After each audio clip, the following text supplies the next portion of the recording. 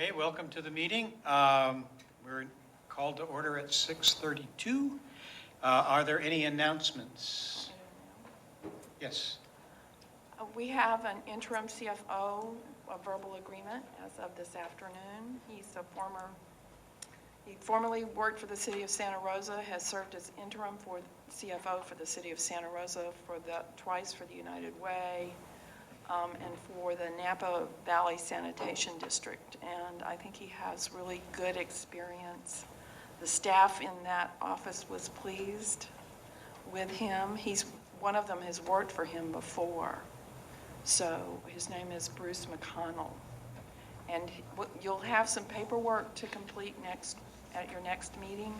He's going to be in Europe starting Friday until the end of September. So he'll start around the 8th of October after you've done the paperwork. What's his name? Bruce McConnell. He's a nice Irish man.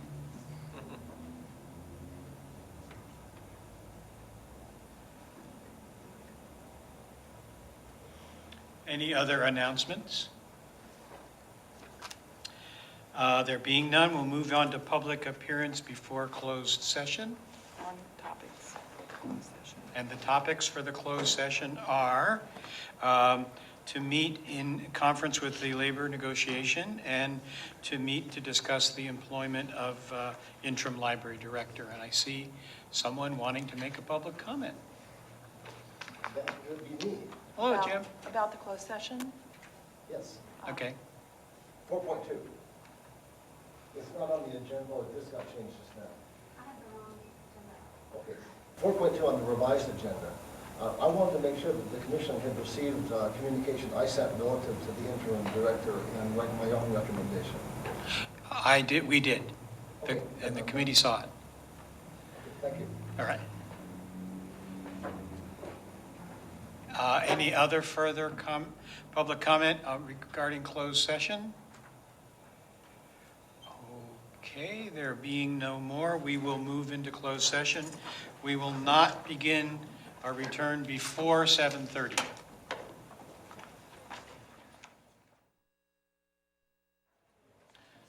All right, we're back in session after the closed session.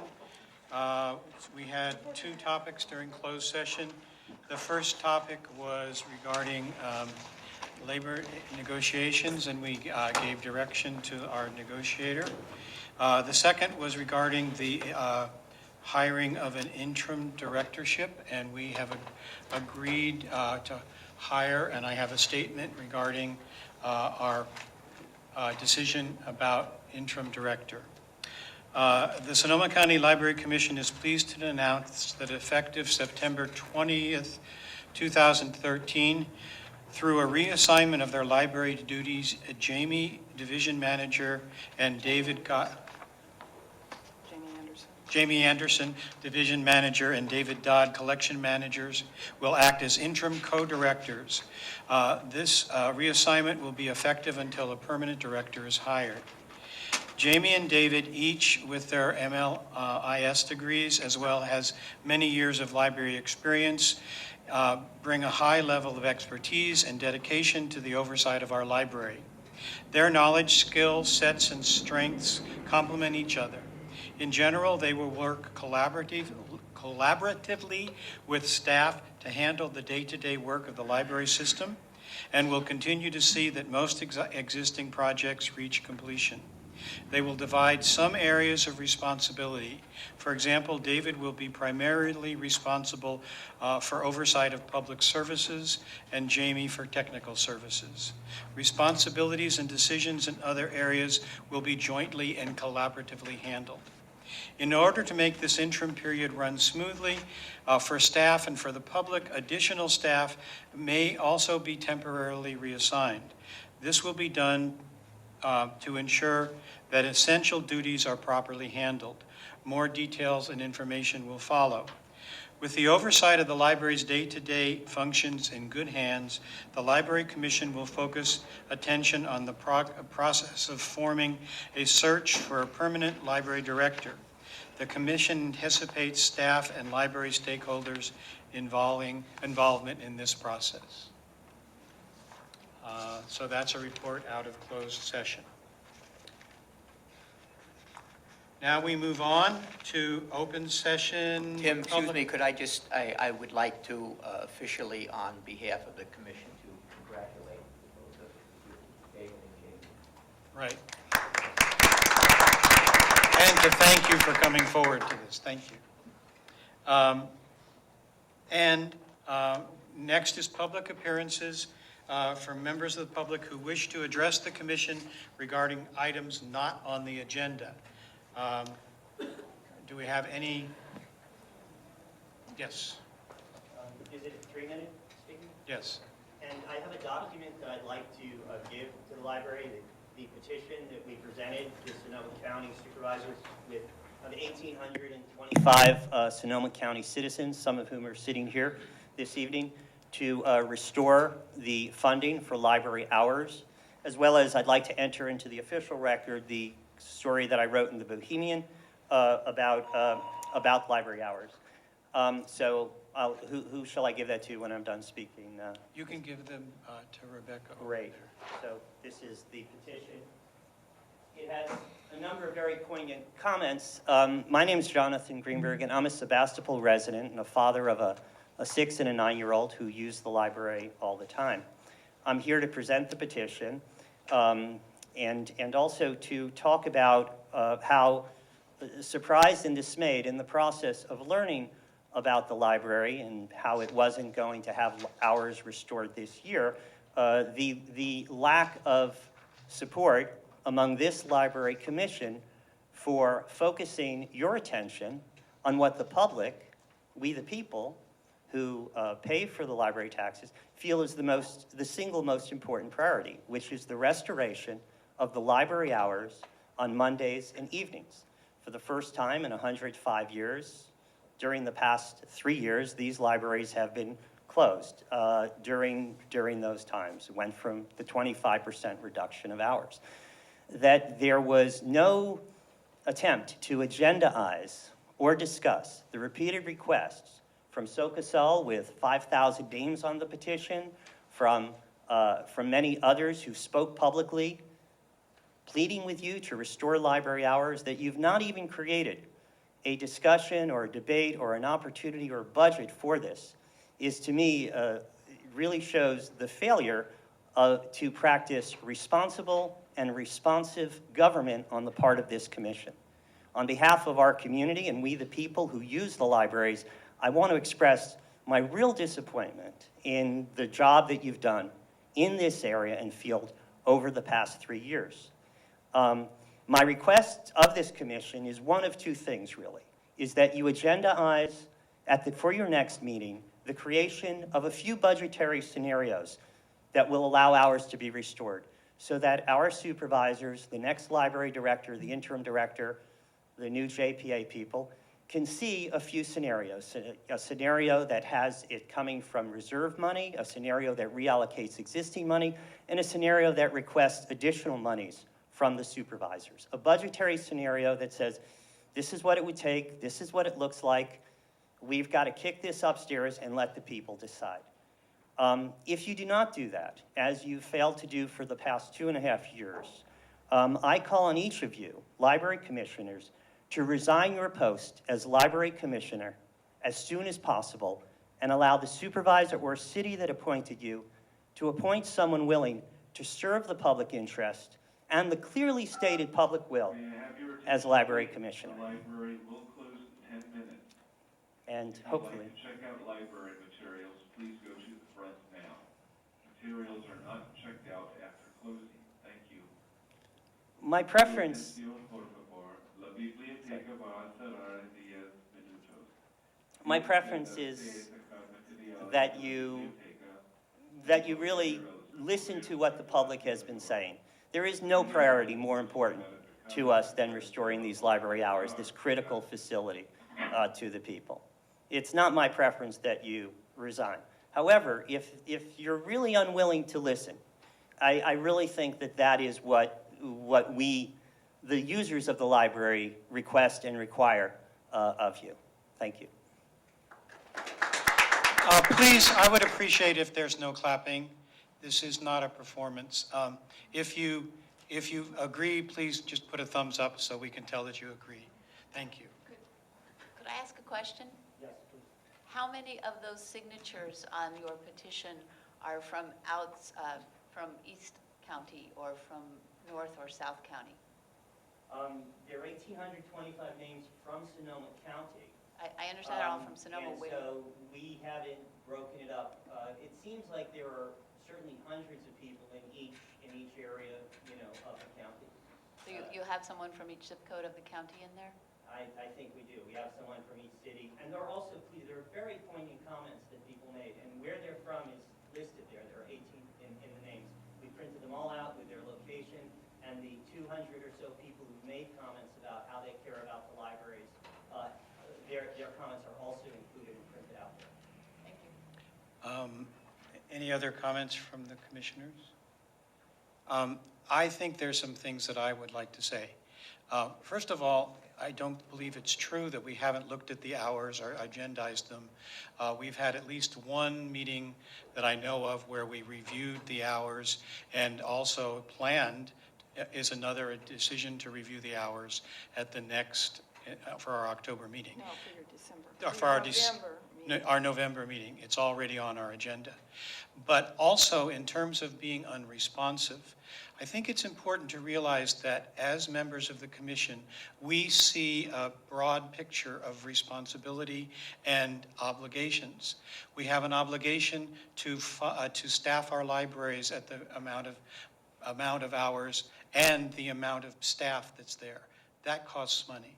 We have an obligation to serve our employees well and to give them the pay that they deserve. That's an element that we need to deal with. We have an obligation to think about increasing the hours. We have an obligation regarding the unfunded health retirement benefit that is presented to us every year that we need to figure out how to deal with. So we are in a position of needing to evaluate and decide about the priorities. And it's not that we are not, I think I can only speak for myself in this case. I am not happy with the library being closed on Monday either. But I also know that we have had to make decisions with limited funds. And the decisions have not been good for anything, any of the areas that we've had to look at what we need to deal with. And we have also had on our agenda, if people would look at our agendas, we've had a meeting where we discussed our priorities and what we would do as money comes back. And I think also another thing that's come up in many of the statements that have been made is that per capita, our county is way lower in the amount of money that's being paid for the libraries as opposed to the surrounding counties.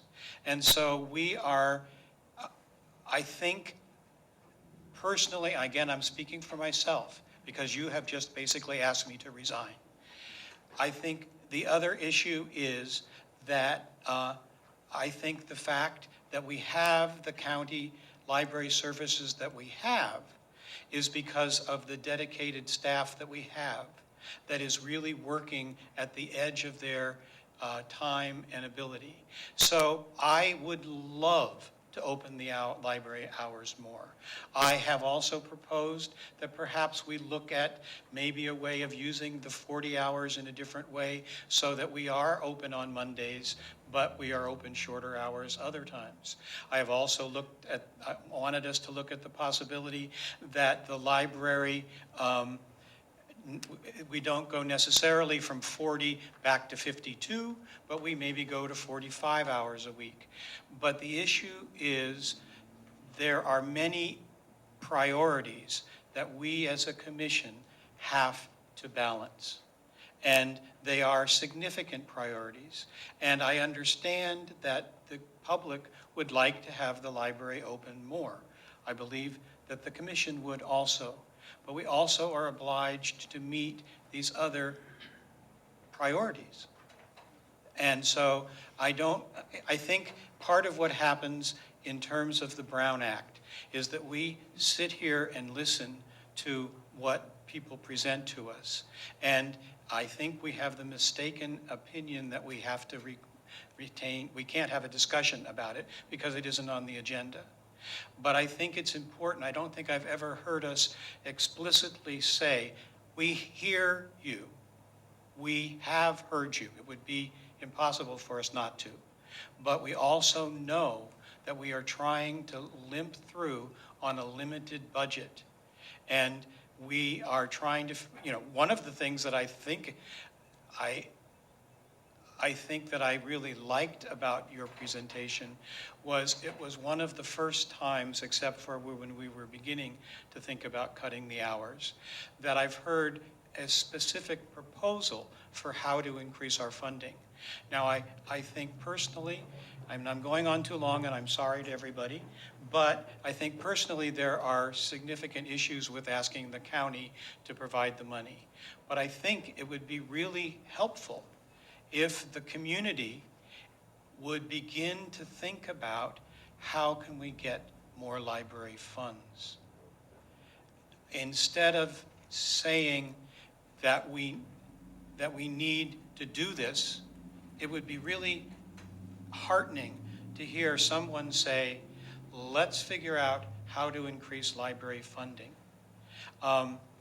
In terms of one other thing that you mentioned, in terms of using one proposal that possibly of using our fund balance, another thing that is very significant as a member of a public commission is that we need to live within our operating budget.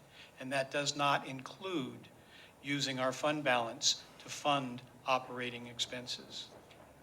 So, I'm sorry, but I'd like to say, we actually are this year. Right. I mean, unless something changes and we can find more money, we're using our fund balance, going into our fund balance to fund operating budgets at the level it's open now. So the idea that we would use our entire reserve to keep the library open on May I Mondays have your attention, please? The library is closing in 2 minutes. would We will no longer be able to check out materials for you. Please exit through the front doors and the library will reopen tomorrow at its normal hour. Thank you. Su atención, por favor. La biblioteca se cierra en 2 minutos. Ya no podemos verificar materiales. Favor de salir por la puerta principal frente del edificio. La biblioteca abre mañana a la hora normal. Gracias. The problem with using the reserves is that's a short-term solution, and after 3 years, when you have no reserve left and you still don't have enough money to keep the library open for the hours necessary, what do you do? And as commissioners, it's our responsibility to try to make sure we don't end up in that position. any other comments from the commission? Since you brought the subject up, my name is Tom Popenock. I would like to talk about your capital expenditures and your operating expenditures. Your actual operating expenditures total operating expenditures for last year were $14,943,540.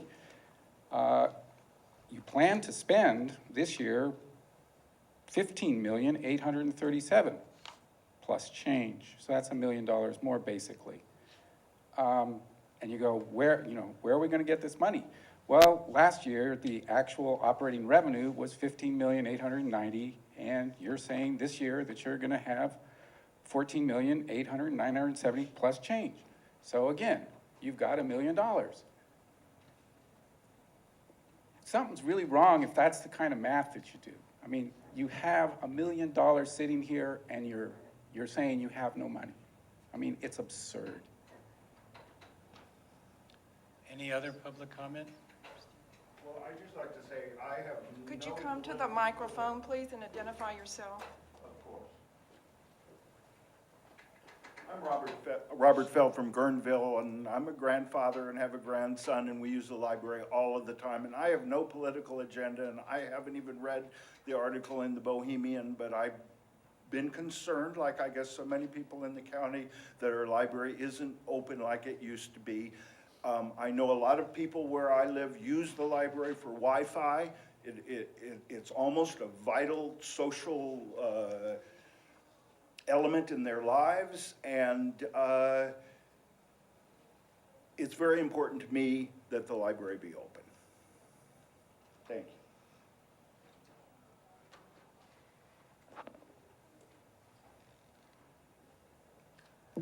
My name is Ellen Van Allen. I live a few blocks from here. I'm retired and very much enjoy using the library.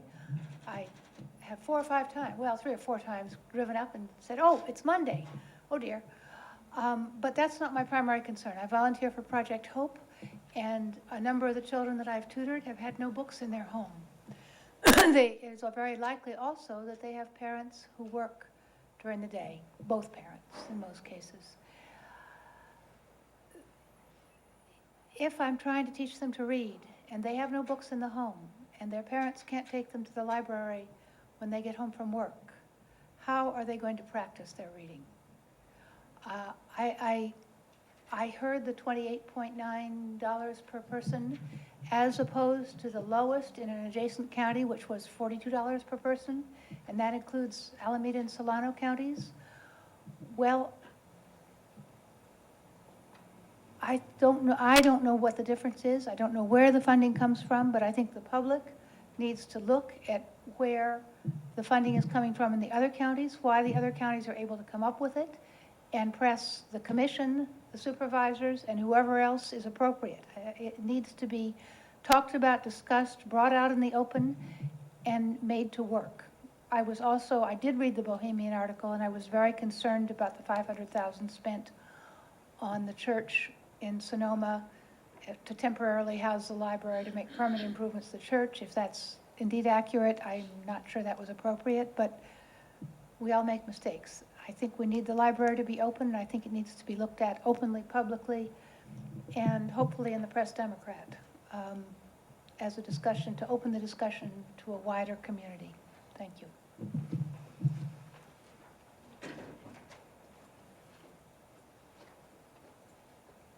Thomas David Bond, Philia Sebastopol, California. I urge you to restore funding for our libraries to their 100% operating schedule. The public is suffering by having a decrepit, underfunded library system which is operating at a 25% reduction of service levels. Our libraries are among the best investments of all our publicly funded institutions. What better way to get young people off the streets and into the library to learn and explore? It not only keeps them off the streets, but it keeps them out of trouble as well. And they just might learn something. After all, isn't that the purpose of our libraries? To complement our schools as the co-institutions of learning? Show Sonoma County residents that you take your responsibilities seriously and do the right thing. The public deserves this much. I would also like to say, since it appears that people aren't clear on where the money comes from, we get a designated portion of property taxes. It's a small percent. The county can't take it away from us. They don't add to it. That's what we get. Whatever comes in property taxes, we get our portion of it, and that is 90% of our budget, and then we get some donations and some grants and a few other things. So just so people are clear, when you say you don't know where the money comes from, that's where it is coming from.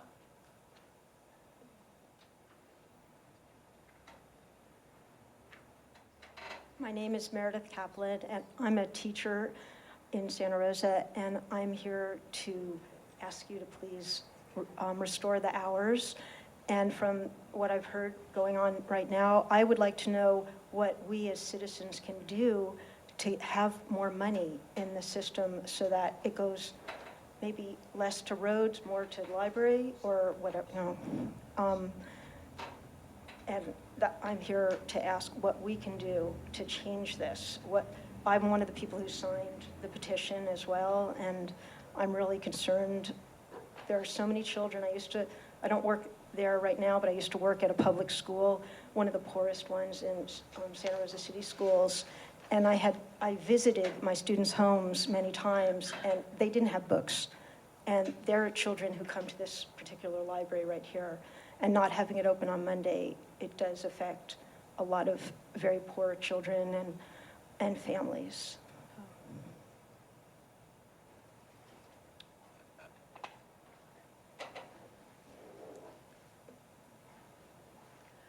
Samara Hue from Santa Rosa.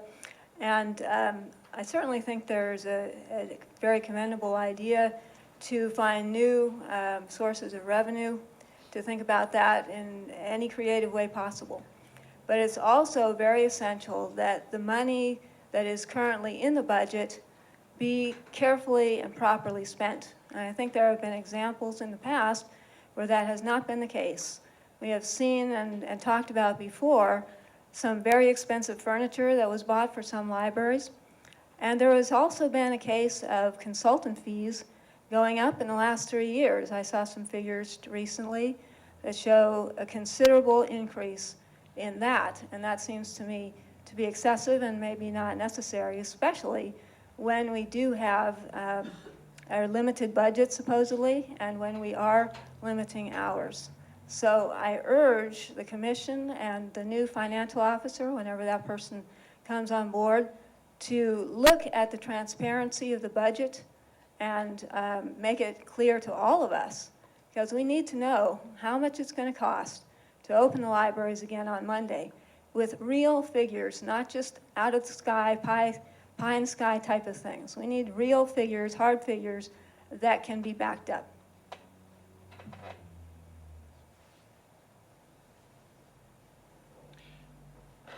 I'm writing some notes here.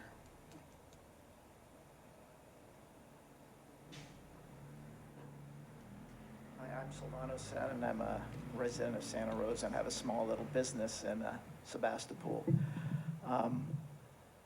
A budget's an interesting thing because I run a small business, and these past few years have been very difficult on me. So I had to reallocate a whole bunch of things with a declining income. And the items that I would call excessive, like I'd have a consultant come in and help me, well, I had to eliminate that because I wanted to keep my employees' salaries the same. I wanted to keep the hours open. I want to keep everything the same. There were other expensive, I would consider them now expensive items that were in our budget that were really easy to have when the economy was good. When it turned a little bit south in 2006, and especially in 2008, I looked at that and I said, you know, we can't have those things. If you would see the business, no one would know that we are currently 30% less than we were 5 years ago or 7 years ago. And when you look at a budget, if you have a consultant that's getting $135,000 in a, I said, you can't have that. You say, okay, we don't need this consultant, maybe we can have a $30,000 consultant. In another area, you'll have people, you'll have something that you can say, okay, we have a different, we need people to have, provide services. Maybe we can use an outside vendor to provide those services. You really can manage a budget and really get it down so that you don't have to change the face of the business. In other words, the hours. And if you'd like, I'm more than happy to help you with your budget, help you get through it. And if you're willing to show it to us, I'll spend hours with you, and we will actually nickel and dime it like I do. They call me, there's an old Yiddish term, a Schreiber. They call me the Schreiber of the budget. It means the guy that really takes that nickel and makes it two. And I'm more than happy. I would love to work with each one of you on the budget so that we can keep our library hours open. And I'm available at any time. Call me, I'll be here. I live right up the street. I'll ride my bicycle down and we'll enjoy it. And we'll make this library strong and vital again. Thank you. All right, any other public comment? Any further comment from the commission? We will move on. Okay. Sorry, I spoke a little too late. Hi, my name is Aidan. I'm a Santa Rosa resident. And I actually have a statement that I want to read for someone who can't be here at the moment but wanted to have their voice heard. And that is, something has gone missing in Santa Rosa. Our library hours diminish and disappear for 3 days at a time. As a former member of the Santa Rosa Library Advisory Board, I am dismayed that this essential part of our community has been allowed to wither. If the present committee is unable or unwilling to fight to keep the libraries open, then it is time for the committee to resign and make way for a new, more vigorous group, and that's Arlene L. Mandel. She's a retired English professor from Santa Rosa. And if I could just add on to that myself, I'm a Santa Rosa resident. I've lived here my whole life, and as a child, I used to go to the library all the time with my parents, and it was just a wonderful part of my childhood and one of the most memorable parts. And I would hate to see for that that experience that I had to not be available to the youth of today or new generations to come. So if there's any way that we can kind of get these hours back up to their regular standard, then that would be wonderful. And if there's anything I can do, then I know that I speak for everyone when we say that we'd love to help. Thank you. You want to say something? All right.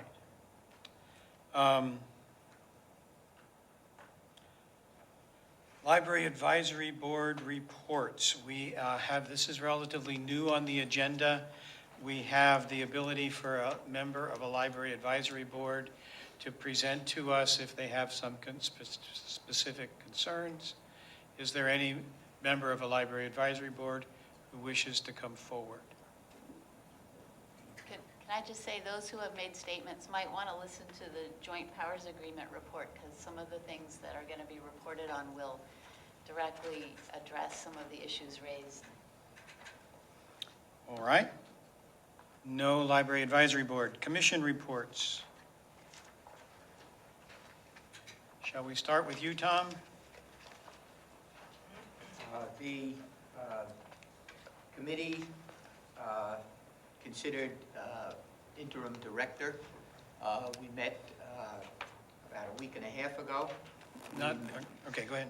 We're not the committee reports, we're the lab reports, the commission. Oh, I'm sorry. I thought I jumped ahead of you. Yes. No, the Healdsburg Advisory Lab meets tomorrow, so I don't have anything just now. I don't have anything. Okay, we'll go. The Cloverdale Library Advisory Board met on August 13th, and one item we spent some time with at that was I asked for input from the lab members on their thoughts of what the commission and those making the kind of recruiting for the permanent new director, what are their thoughts and what would be important to them. And so I'm thinking this is the appropriate time in the agenda to quickly go through those. Their specific items that the lab said was respect for staff, communicates well with staff, listens and builds trust with staff. They requested due diligence on the prior position. In other words, get input from the prior staff, and if the person already left, why did they leave? There was a desire to have business management experience. Library is a business. The director needs to be able to understand financials, needs library knowledge, but can also rely on staff. There was a comment that they felt that don't exclude the interim director. That may be the best candidate. And there was a discussion about the experience in Cloverdale when they recruited their new city manager. The director should engage with the community members and seek interaction. They, in terms of library services, need to be visionary and look into the future. And then there was the view shared that they need both business acumen and library vision. Those were thoughts shared by the Cloverdale Lab. Thank you. Alina? Sebastopol's Library Advisory Board met this afternoon, and they spent a lot of time discussing the JPA, and they had some concerns about some of the decisions that were made at the last one. So I encouraged people to attend the next meeting, which I couldn't remember the date. It's September 16th. September 16th, okay. Also, Mary Schiff is the new chair of the Library Advisory Board. So today was her first meeting of chairing. The Friends of the Sebastopol Library recently received a $26,000 bequest through the Community Foundation from a longtime member of the Friends, whose name I've written someplace else and can't find, so I apologize, and I will let you know next time. The Sebastopol Library, Matthew Rose is the branch manager there. They are trying some new workshops to reach out to the public. One of their very new workshop they're doing in conjunction with the Department of Health Services, the county's Department of Health Services, and that is on the 18th, and it is a suicide prevention workshop. Guerneville Library Advisory Board will be meeting next Wednesday. Mari Barsky, who is the branch manager there, advised me that the Guerneville branch is acquiring through the generous Friends of the River Library I'm sorry, can't read my writing. So they're receiving they're buying some new furniture, and the new furniture will accommodate the public PCs, so there will be more room for the public PCs, and also some small shelving units for the children's area. In addition to that, they will be getting a new table with pop-ups for laptops. And their 4th annual art show will be held on beginning the 14th to the 27th. One thing I forgot to mention is that the Sebastopol Friends book sale starts September 11th and runs through September 14th.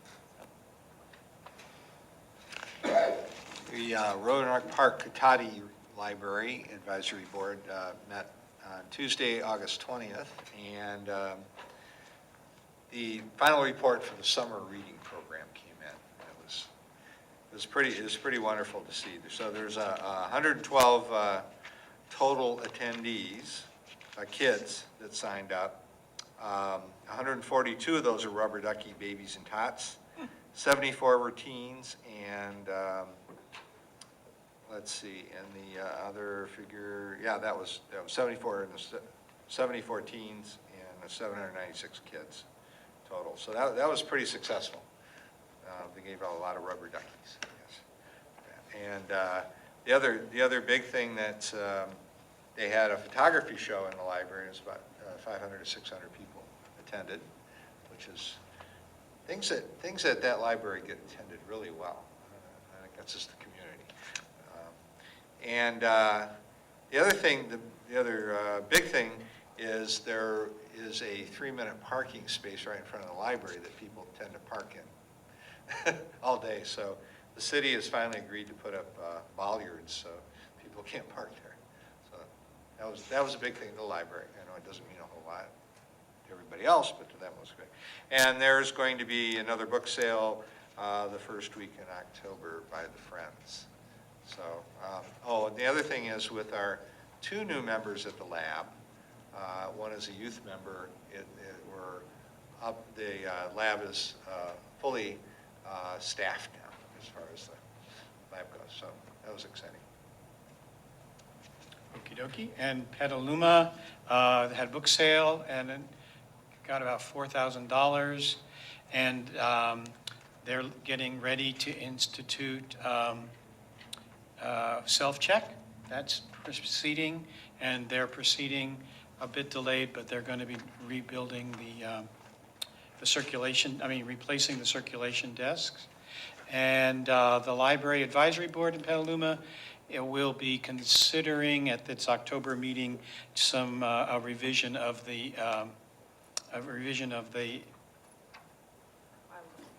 bylaws. Word just slipped out. All right, that's it for the Library Advisory. Let's be clear that the circulation desk remodel is being paid for from the endowments and from... Right, that's right. The Petaluma, I've said this probably ad nauseum, but Petaluma is the library that's has several bequests worth $2 million. And so they're for the well-being of the Petaluma Library. And so that remodel of the desks is being paid for by that fund. The Library Advisory Board makes recommendations to the commission about how to spend that money. And essentially, some of it may be used at some point in the future for a Petaluma library remodel, but the general procedure for the use of that money has to use the interest, not the principal. Although we did use some of it for the library's remodel of the forum room. All right, committees. Joint Power Agreement Committee report. Okay, so the Joint Powers Division is moving along. There is a tentative, well, there's a draft Joint Powers Agreement that is finished. For those who don't know, the library exists because of a Joint Powers Agreement. Currently, the agreement was originally created, and this library system was created through that agreement in 1975. The Joint Powers Agreement has not been revisited or revised since then. So there is a committee now that's been working for about a year with public hearings to revise and update the Joint Powers Agreement. The original signatories and members of the Joint Powers Agreement were the county and 4 cities, and commissioners are currently appointed as one by each member of the Board of Supervisors, and one by the city of Petaluma, and one by the city of Santa Rosa. So the new Joint Powers Agreement and the committee that has been reviewing it is made up of a representative from each city, a representative from the county, and a representative from the commission. So there's a draft JPA. I think it is online at the county's JPA website. But the basics are going to be that each city will get an appointment, 1 commissioner, and the county will get 1 commissioner, and each commissioner will have 1 vote. That's how it's structured at this time. So there'll be a 10-person commission, 9 cities plus the board of, plus the county, and everybody will have 1 vote. The basic equity of service is that we have in our current JPA is written into the new JPA, but with a little bit of a difference. The new JPA will have a baseline equity of service for all branches, but if an outside entity wants to fund additional hours at a branch, the current JPA does not allow that. The new JPA will allow it with some specifications. There'll be, a time frame. It can't just be for a month. It would obviously have to be for a commitment of years, because the process of adding hours, and it would have to be, the union would have to be involved because it's the union shop, et cetera. But assuming that all of the facts can be worked out, the JPA will allow that to happen here. The JPA will also, our current JPA does not allow us to have any revenue raising. The new one will. So the commission would be allowed to place a tax measure on the ballot. So when you're asking what you can do, it won't be for a while yet. The new JPA still needs to get approved and the new commission put into place. There is a timeline, which I'll go over in a minute. But in the next year or so, what is hopefully going to be possible is that the commission can be encouraged to put a ballot measure on the, a tax measure on the ballot, and then the public that is interested can work to get that measure passed. And then there can be additional revenue to the library. But the good part is that the property tax is secured. We did not, the committee did not in any way touch that. So the library isn't going to lose any money, and now there's the opportunity to have a better revenue stream. In terms of the Joint Powers Agreement and the timeline, there's a meeting September 16th in which the draft is going to be given a approval by all the members of the committee, and then there'll be what Supervisor McGuire calls a road show. So we are going to take the presentation of this Joint Powers Agreement to every city and to the Board of Supervisors, and they're going to make a presentation to the commission and to library staff, and lab members if they're interested, and just to make sure everybody understands what's being proposed, what the new JPA would hold. That is going to happen in October and November, and then near the end of November, there'd be another committee meeting where any changes that the various cities had wanted to see or other authorities want to see can be discussed and implemented. And then hopefully in December and January, the cities and the Board of Supervisors would vote to approve the Joint Powers Agreement and enter into it and appoint new commissioners. And the idea would be that at the beginning of February, the new commission would become effective. And so we will be retiring. Maybe not because of the Monday hours, but this commission, since 5 of us are appointed by the Board of Supervisors, and they are going to get 1 appointment after this, assuming everything moves forward the way it's currently structured, the commission will be reconstituted, I think, fairly significantly. So that is my update. Happy to answer questions if anybody has them. Good. I guess my question is, you're assuming that all this is just going to happen. No, we're assuming that with a lot of work it can happen. Okay, suppose there are people, towns who don't like it, people who don't like it. What is the alternative?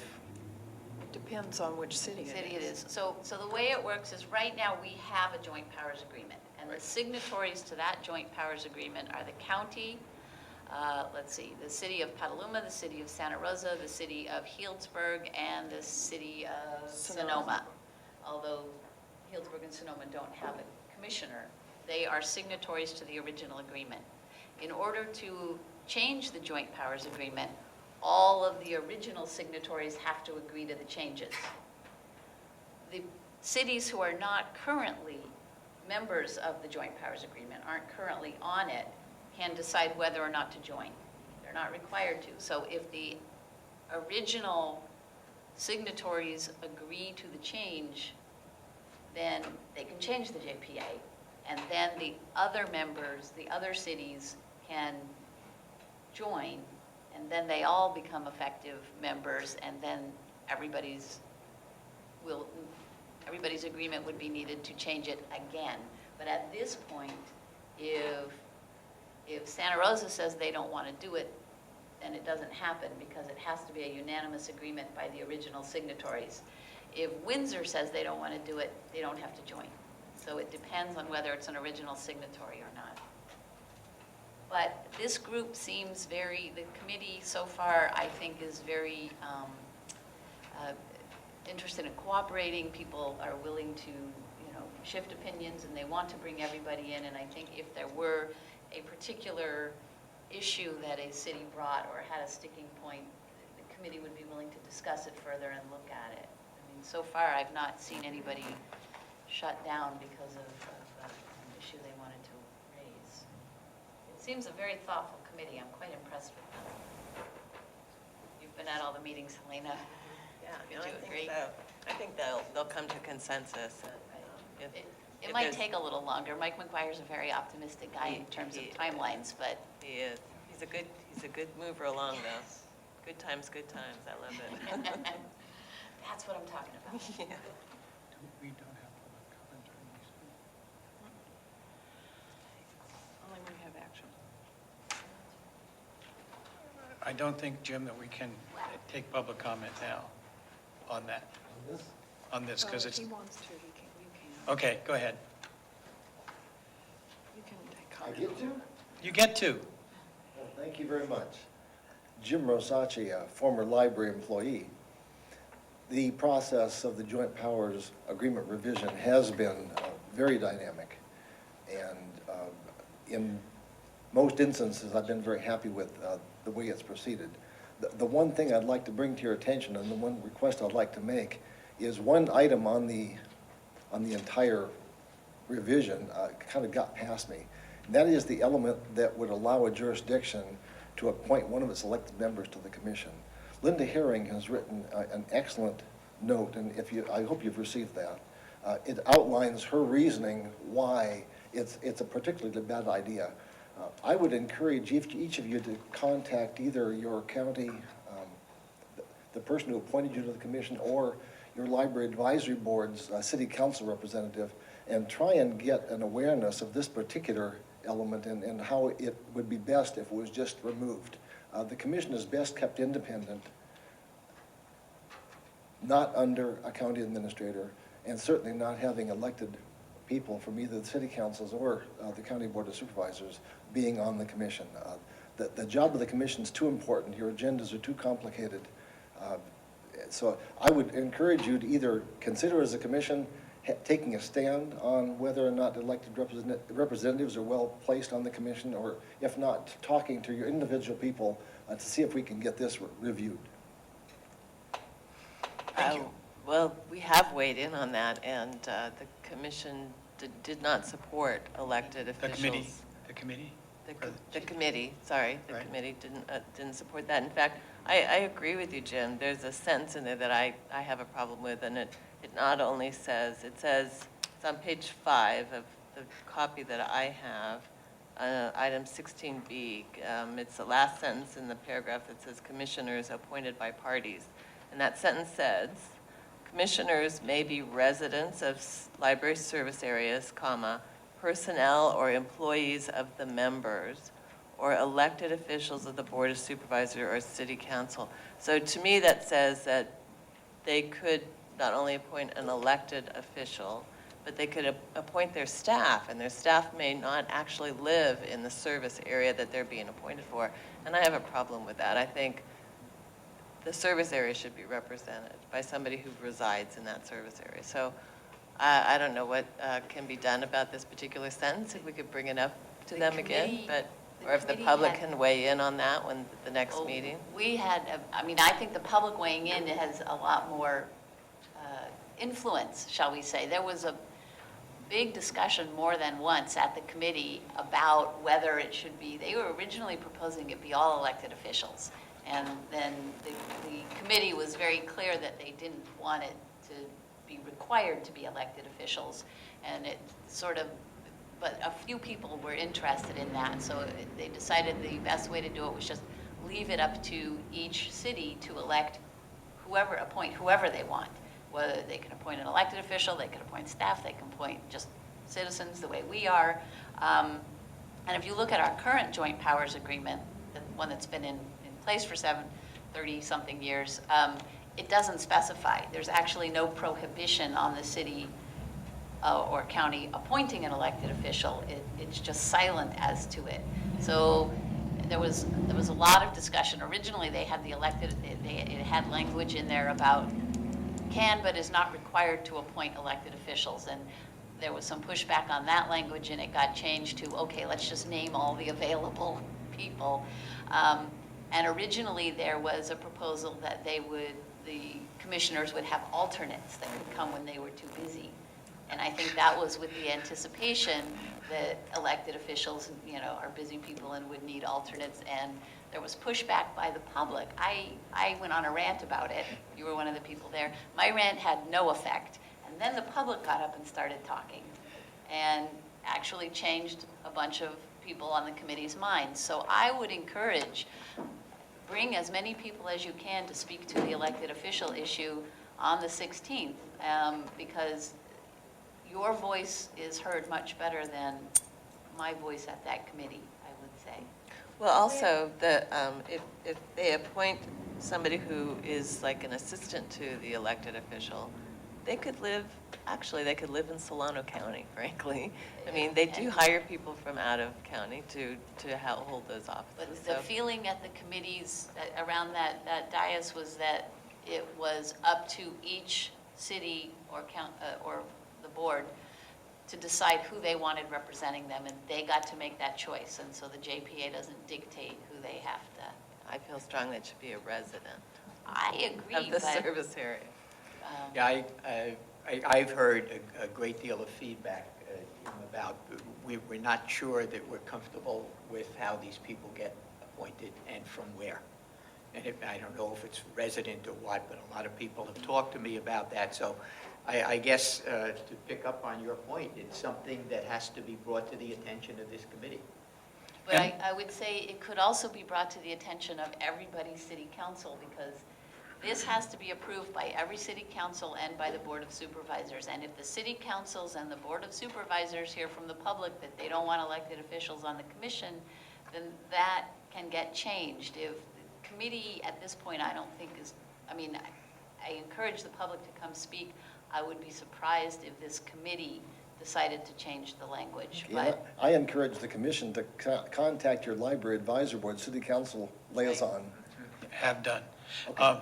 But there is another issue that you raised that I think is important and speaks a bit to some of what's come up today. Currently, we are appointed in 4-year terms. And at least myself, but I think most of us have always felt we serve at the will of the people who appointed us. And their opinion has been, particularly I think in terms of the Board of Supervisors, that when it has to be, we would have to be removed for cause. The revision, the draft of the JPA has the appointments of the commissioners reviewed every year. And there is no term limit, but it is reviewed every year. what it says is that they serve at the pleasure, at the will of the appointing entity, and the appointing entity can approve the commission appointment every year, but if they don't approve it, the appointment just continues. So somebody doesn't come off the commission because there isn't an approval. But it's again, the yearly approval was in anticipation of elected officials who may or may not be on each year and who they change their appointments to different things and they rotate around. But apparently there is a legal distinction between having a set, being appointed for a set term and just serving at the will of. Thank you. Okay. Any comment on JPA? Certainly. Comments on the JPA? So I just want to respond to the timetable. It does strike me, you know, I just, as it seems like there are very good things in the JPA. I've spoken with Mike McGuire about it. It seems like Director Cooper's been very good. The part I just want to acknowledge that bringing awareness in the public as to how underfunded the library is compared to other counties, that the JPA is going to give us an opportunity to create a better funding mechanism, I think is a nice sort of parting, message or, on an ongoing way. I do want to talk about the next year, though, as it's going forward. It does strike me that, and Mike's talked to me about the JPA, that there's going to be this sort of interim shift, and we, the people of the county, are going to be left with year number 4, in which the libraries are not going to have the restoration of hours.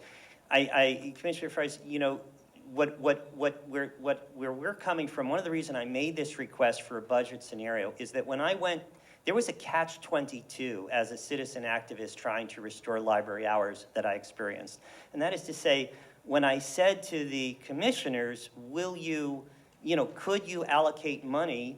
They said, well, we don't know that the commission would use that money to restore library hours if we earmarked $600,000 or even $1.3 million to do that. We have no way of knowing that. We don't control that decision.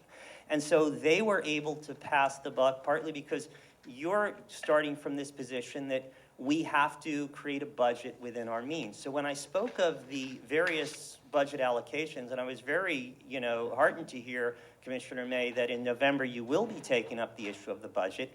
What I was asking for, I'd like to tailor my request in a sense that as a parting, work of this commission, you have a scenario that says, for this interim, which is going to take a year or 2 years, if the council, if we were to be able to get X number of $100,000 from the supervisors, here is a budget that would restore library hours.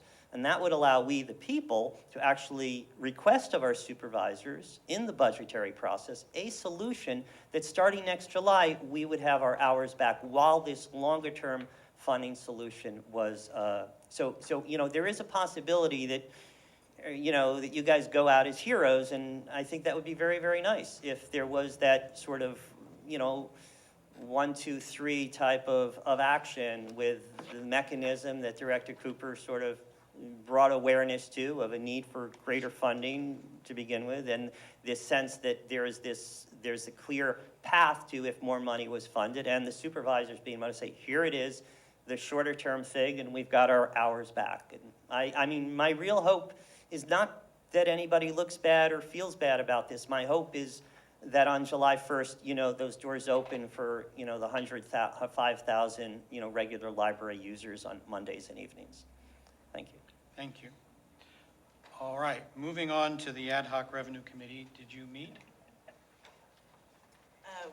We met by phone, and we primarily discussed the interim directors, you know, how that search would be going. No details, but we also discussed the interim CFO position and how that might be filled, and we were very happy to hear that it was taken care of. And that was all we discussed. I don't believe we need a report on the directors, the ad hoc No, committee. we did have a meeting, we made a recommendation to the commission, and you eloquently explained what the commission decided. Okay, approval of the minutes. Finally.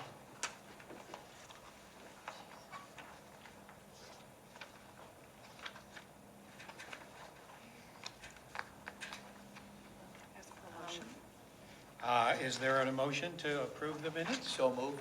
Moved by Tom. Second? Seconded by Susan. All those in favor? Oh, wait, there was an error. There is an error. Number 8 of the summary of minutes, I recommended putting the director selection on the agenda, not the interim director selection. Okay, But with that's that- line 51. Line Yes. 51 on page 1. Yes, but with that amendment, aye. Okay, with that amendment, all those in favor? Aye. Opposed? None opposed? It's passed. Okay, I'm not sure.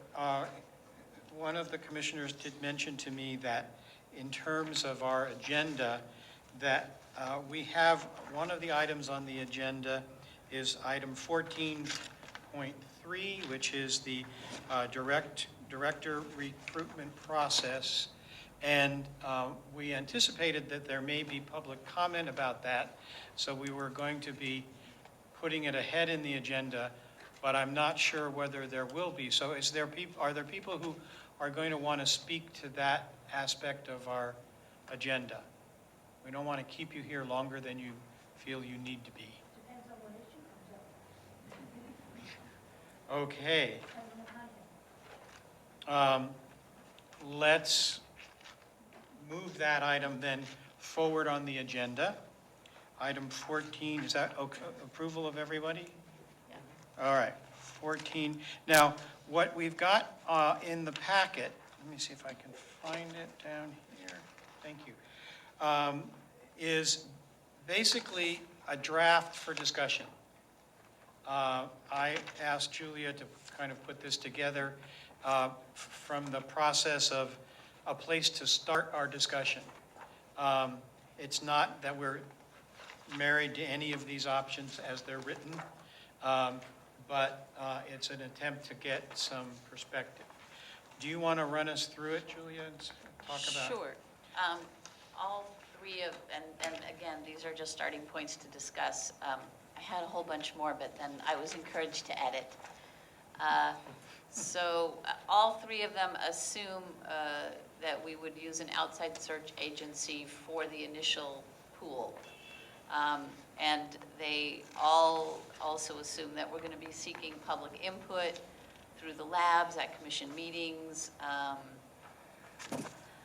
that we want to talk to the public, again, through the labs and at the commission meetings, to set the priorities that we give to the search company.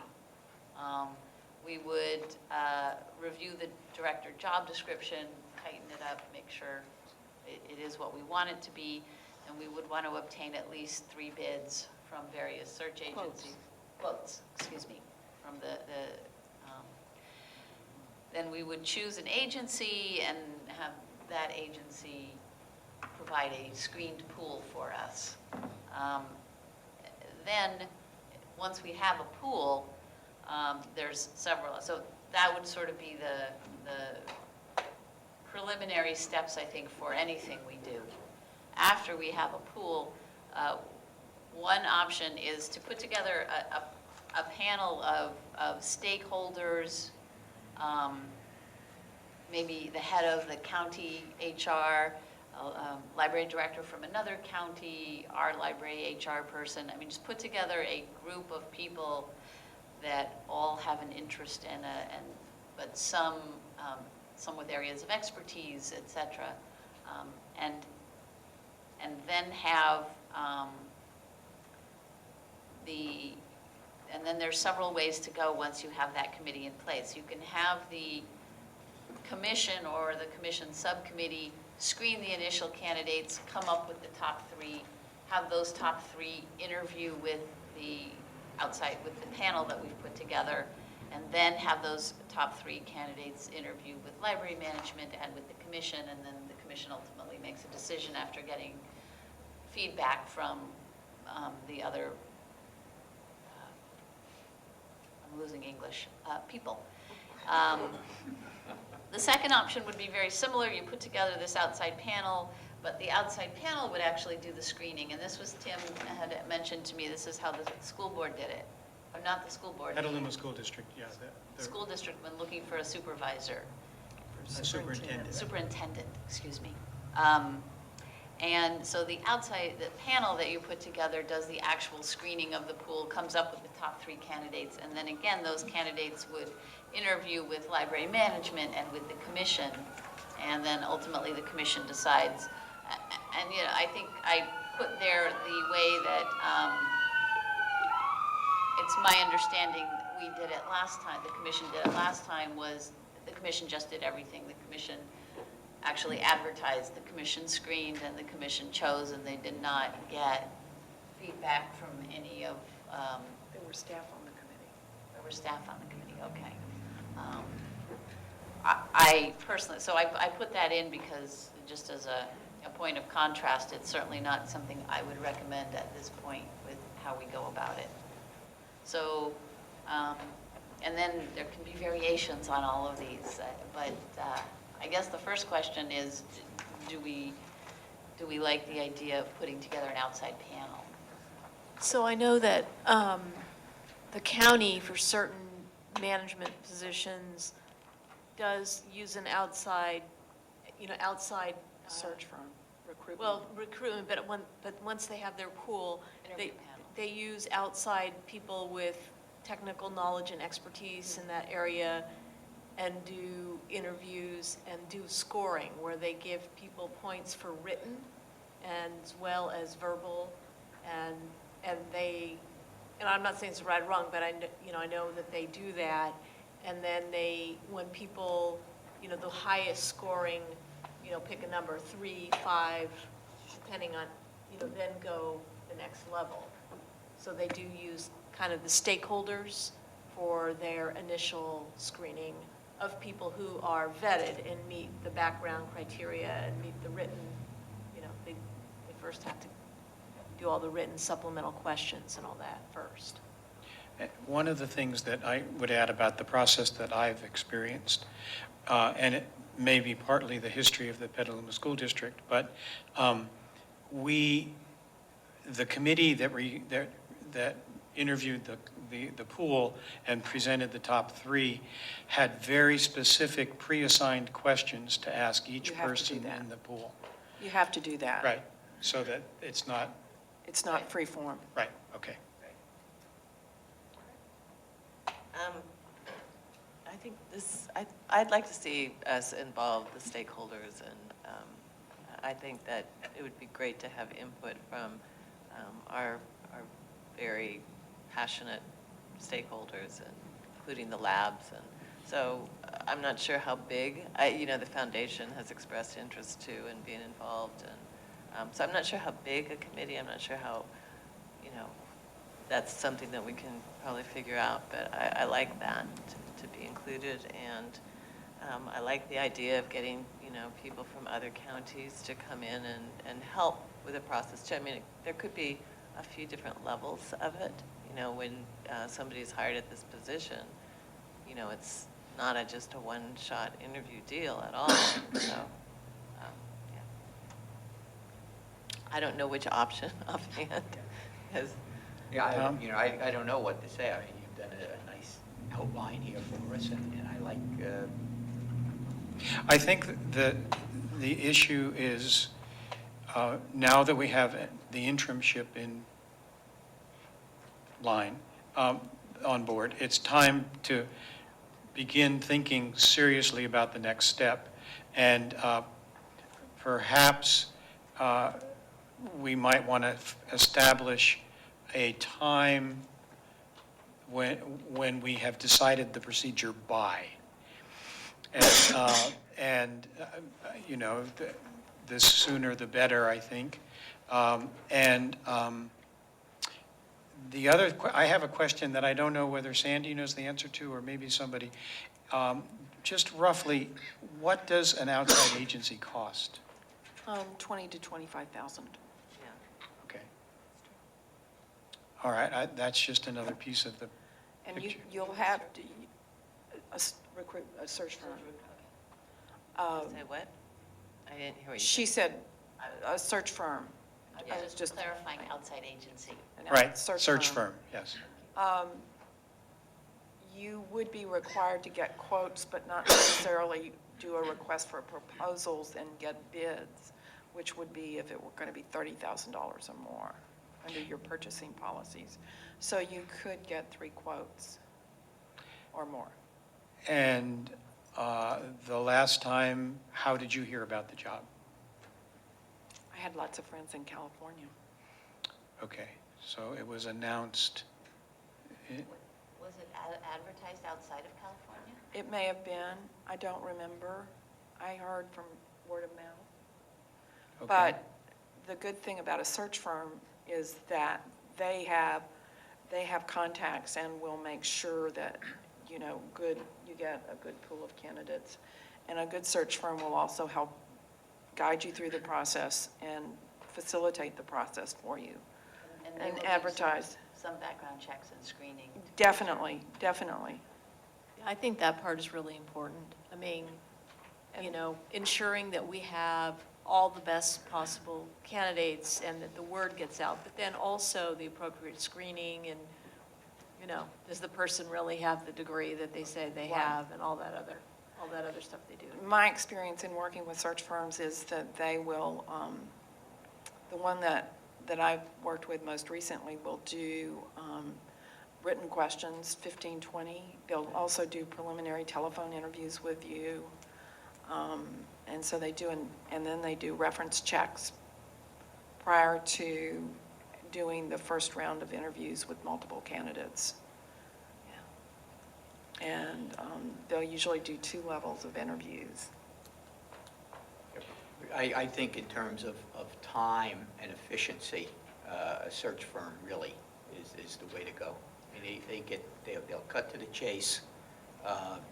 We don't individually or collectively have to spend an awful lot of time going through resumes and everything else. You get presented to you, and in my experience, you get the 2, 3, 4 best Well, actually, people. the process I've been through most recently, they'll do anywhere from 5 to 10 for the first round, and then the selection committee will decide the top 3 or top. Will you interview 10? Yes, Really? they did in the most recent will, process. yeah. They will. No, the Selection committee will? We will. Wow. Actually, yeah, and in both cases, it's been either a subcommittee or the board or some group of stakeholders. That's a lot of interview. Yeah, but But that's. I think it's important. Yeah.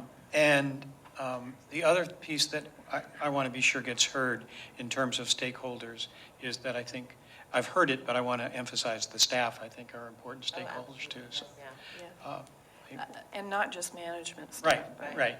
And I think the other advantage, well, I think there are a couple advantages of using a good search firm. You know, one is I just think this position in our community at this time is going to have a very high level of visibility and scrutiny and people looking at the process, and we just want to make sure that we're following the absolute best practices out there in structuring the recruitment and structuring the panels, and that a good search firm will be able to provide us, you know, input on that as well. And One of the searches that I know about most recently also had a public meeting where the candidates had to make presentations. I have been through that process in former jobs too. So you might think about including the Candidates. Pardon? It's like And- candidates. But night. what did the public, I mean, was it more for the committee to see how the person presented to the public, It was or were there also- little There was surveys? interest in the community, so that Which I think we have, there was yeah. time for questions and, you know, back and forth between the candidate and the public, So the topic was the job, the library. right, the library. so their thoughts and visions of what. Yeah, I mean, I know for my last job, I had to do walking on water in the electronic age, and talk about what libraries should be doing in the electronic. This was 20 years ago, but Okay, so are there recommendations about how we proceed? Do we, I mean, I'm looking at our interims. Well, do we need to do anything at should look this at your HR point manager. to allocate money Right. to get quotes? Because Well, I what think we they- need to decide I think we need to decide a procedure Really write first. a written procedure. We need Okay. to have our procedure down, and we'll need to check with Patrick to help us figure out an appropriate procedure. Well, maybe we can, okay, so we would look to our interim directors to draft the procedure? no, I No. don't think that's. We would draft it. Well, Why don't you ma- ask your HR manager, who's, HR manager, How do we work this? to help you do that? That would- okay. So in terms of a We time, can get input from management team and other staff, too. pardon me? Yeah, right, okay, and also, so, what I'm thinking about is, it's gonna be October, it's gonna be November, it's gonna be December. What direction can we give to getting going on this? Do we wanna have something by October? Is that feasible? What's something mean? A proposed Suggested. procedure And a budget? and a budget. So that at our October meeting, we would then formally approve the procedure and the money to be able to hire the search Or firm. discuss it further and ask for changes if we don't agree on what's been presented. But assuming we're okay with it, Right. say yes, allocate the money, yes, move forward. You could actually allocate the money tonight. Well, that's You could what I was wondering. amend the budget to add the money probably in the consulting line. But I think I would rather have it as a whole piece. with Okay. The And also estimated to budget. give time for public to. That's true. Well, and yeah, I think we need to have some documentation about what we think the budget will be and the plan. Right. And all of that stuff, so. we Because could you also it have the by budget next- for travel, Yeah, travel for the candidates. right. So for the next meeting, perhaps we can have it. Patrick, does that seem reasonable? Yeah. Okay, shall we, Do we need a motion for that? or I can don't we think just, we can There's a move. subcommittee in place, can't we just say? There is no subcommittee for the permanent I director. thought it was the same subcommittee. No. We didn't decide that. No, we didn't decide that. Let's decide that. Let's decide a subcommittee. I think Julia wrote this, right? So, I did. would you like to be on the subcommittee? Congratulations. No, I'm on the JPA committee. That's going to take a huge amount Okay, of time. folks, we need a committee. And Why don't you appoint one right after the meeting rather than trying to do it in the middle of the meeting without Okay. having given it some thought. All right, I mean, you don't have to appoint them right here in front of everybody. okay. People, be thinking about wanting to volunteer strongly for this committee and talk to me after the meeting. I'm looking forward to hearing from you. I know that Mary Evelyn is absent, and that does tend to make things happen. Oh, yes. But I She already believe, said she didn't want to be on. I was about to say that. She also said that she did not want to be on that committee when she volunteered to be on the interim committee. I remember that. I do too. All right, so that's how we're proceeding. Now's the time for public comment. Excuse me, how are we proceeding precisely? We are going to have a subcommittee established that will meet with Patrick before the next packet needs to come out, and we will have a procedure to at least be in good solid jello at the next meeting. And if there are major changes, then we would have to approve it in the November meeting. Okay, Tom.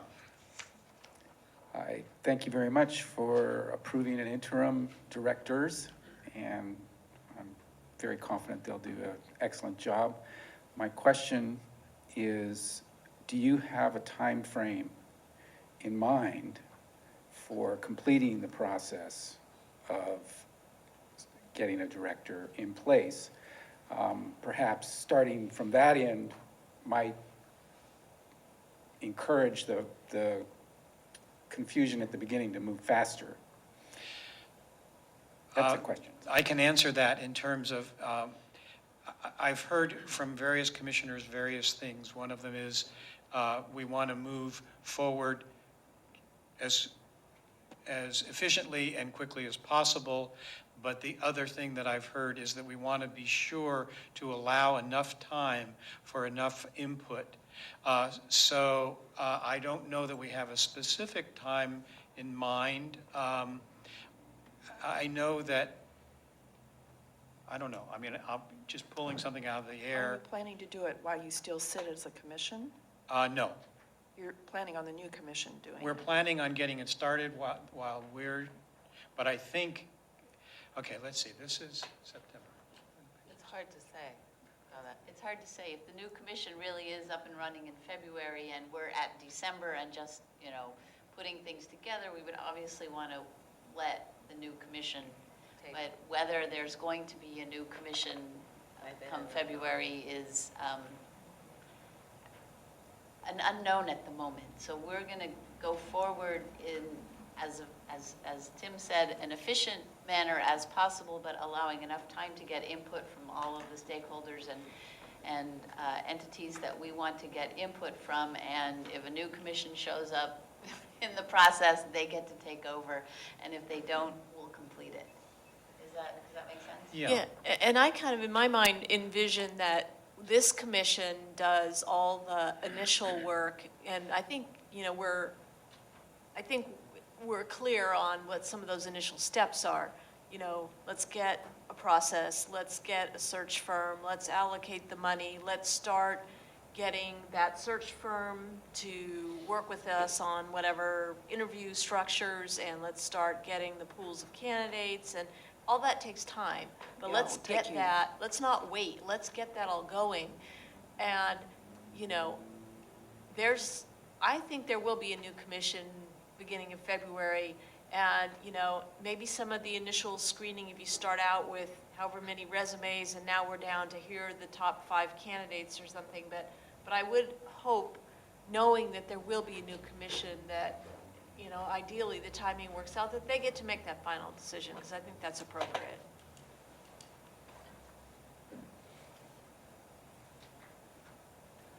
And I would tend to hope that it could happen while this commission was still functioning, because I think the people making the final decision should be people who've been spending time with this for a period of time, rather than people who are coming in and trying to find their feet and find their way around. Of course, perhaps the new commission will be some of these people, who knows, but that's my thought. Okay, so Tom, I think you've gotten the non-answer to your question? Are you clear now? Yes, I understand. Okay, any other public comment on this process? Okay, now we'll move back in the agenda to the correspondence and press coverage. I don't know. Rebecca, was there anything in either of those folders? They're under there. They're under the notebooks. There was a letter to the editor and Oh, there's a letter to me from the SCIU. Oh, that's, I get that newsletter. Okay, we've got, what did you see? there was a letter to the editor, About adult literacy?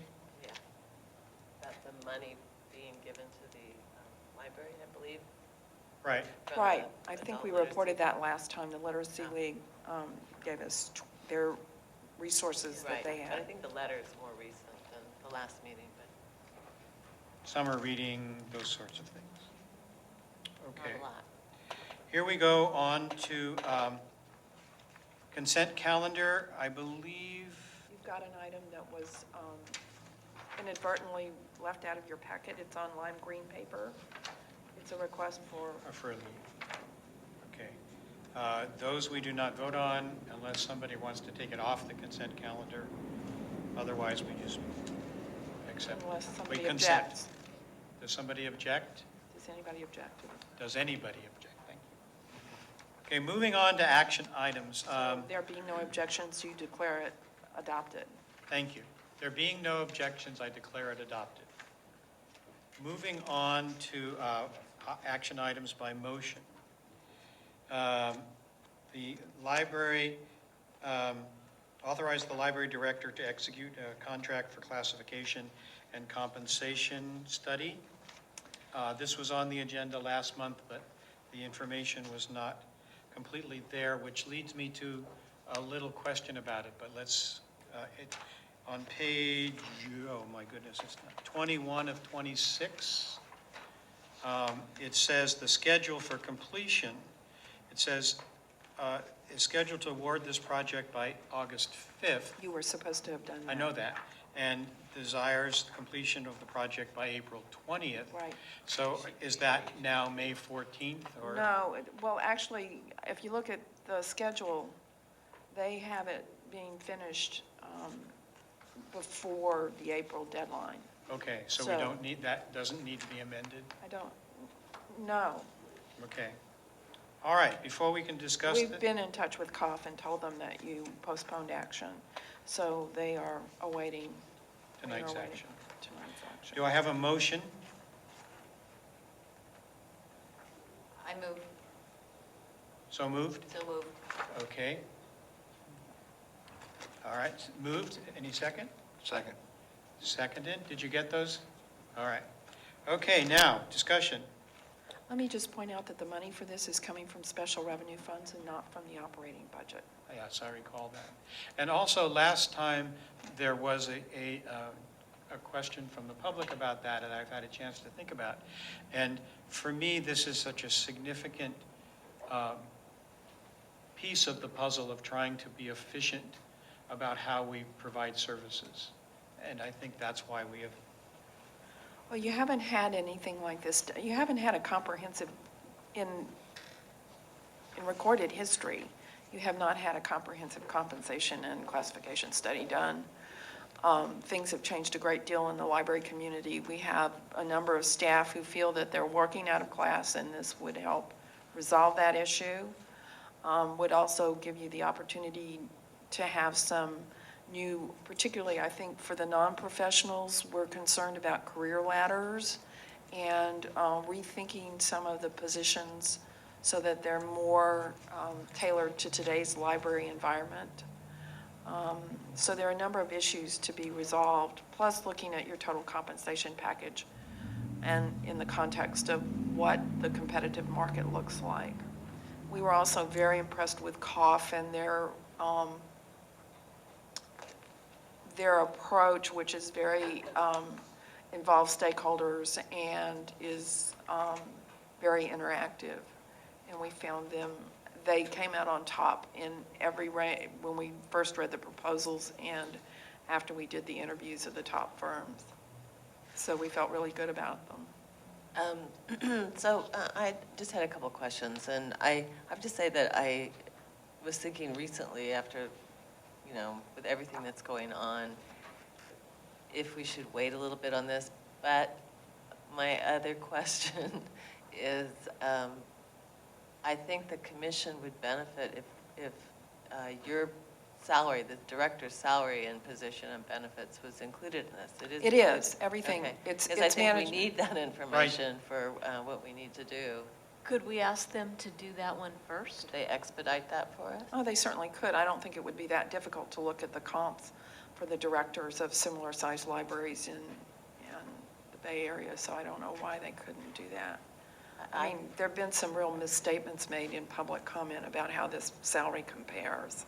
Yes, and I think we have no idea, so I think it would be helpful in our next step for. I'm sorry, when might this start? Well, it'll start tomorrow. I mean, we'll get the contract going and redo the schedule and get it going. I think the only trick right now is that staff has a pretty full plate between now and the end of September. Yeah, So- and my other question, at the other end, when might it end? Well, What I is think their timeline? there's timeline is in here on, we were just looking at it. Yeah, I think what you're looking at is probably a January, February completion. And then you've got a lot of issues that have to be, there's a lot of meet and confer and, issues like that, as well as recommendations for the commission. There's a lot of work once the study's done.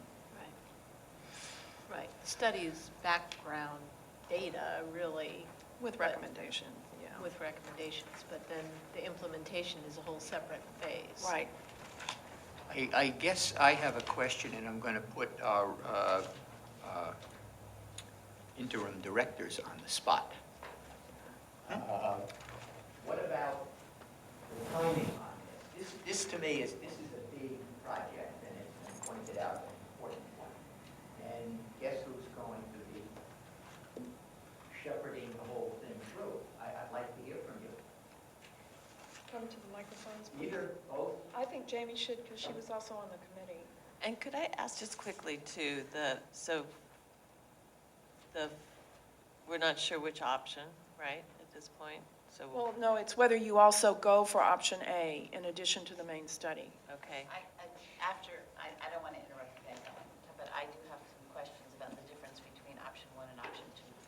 And I wasn't quite finished either. And so will what you're asking for in this agenda item also cover the cost of the recruitment and classification manager for the County of Sonoma, or will that be additional money on top of this?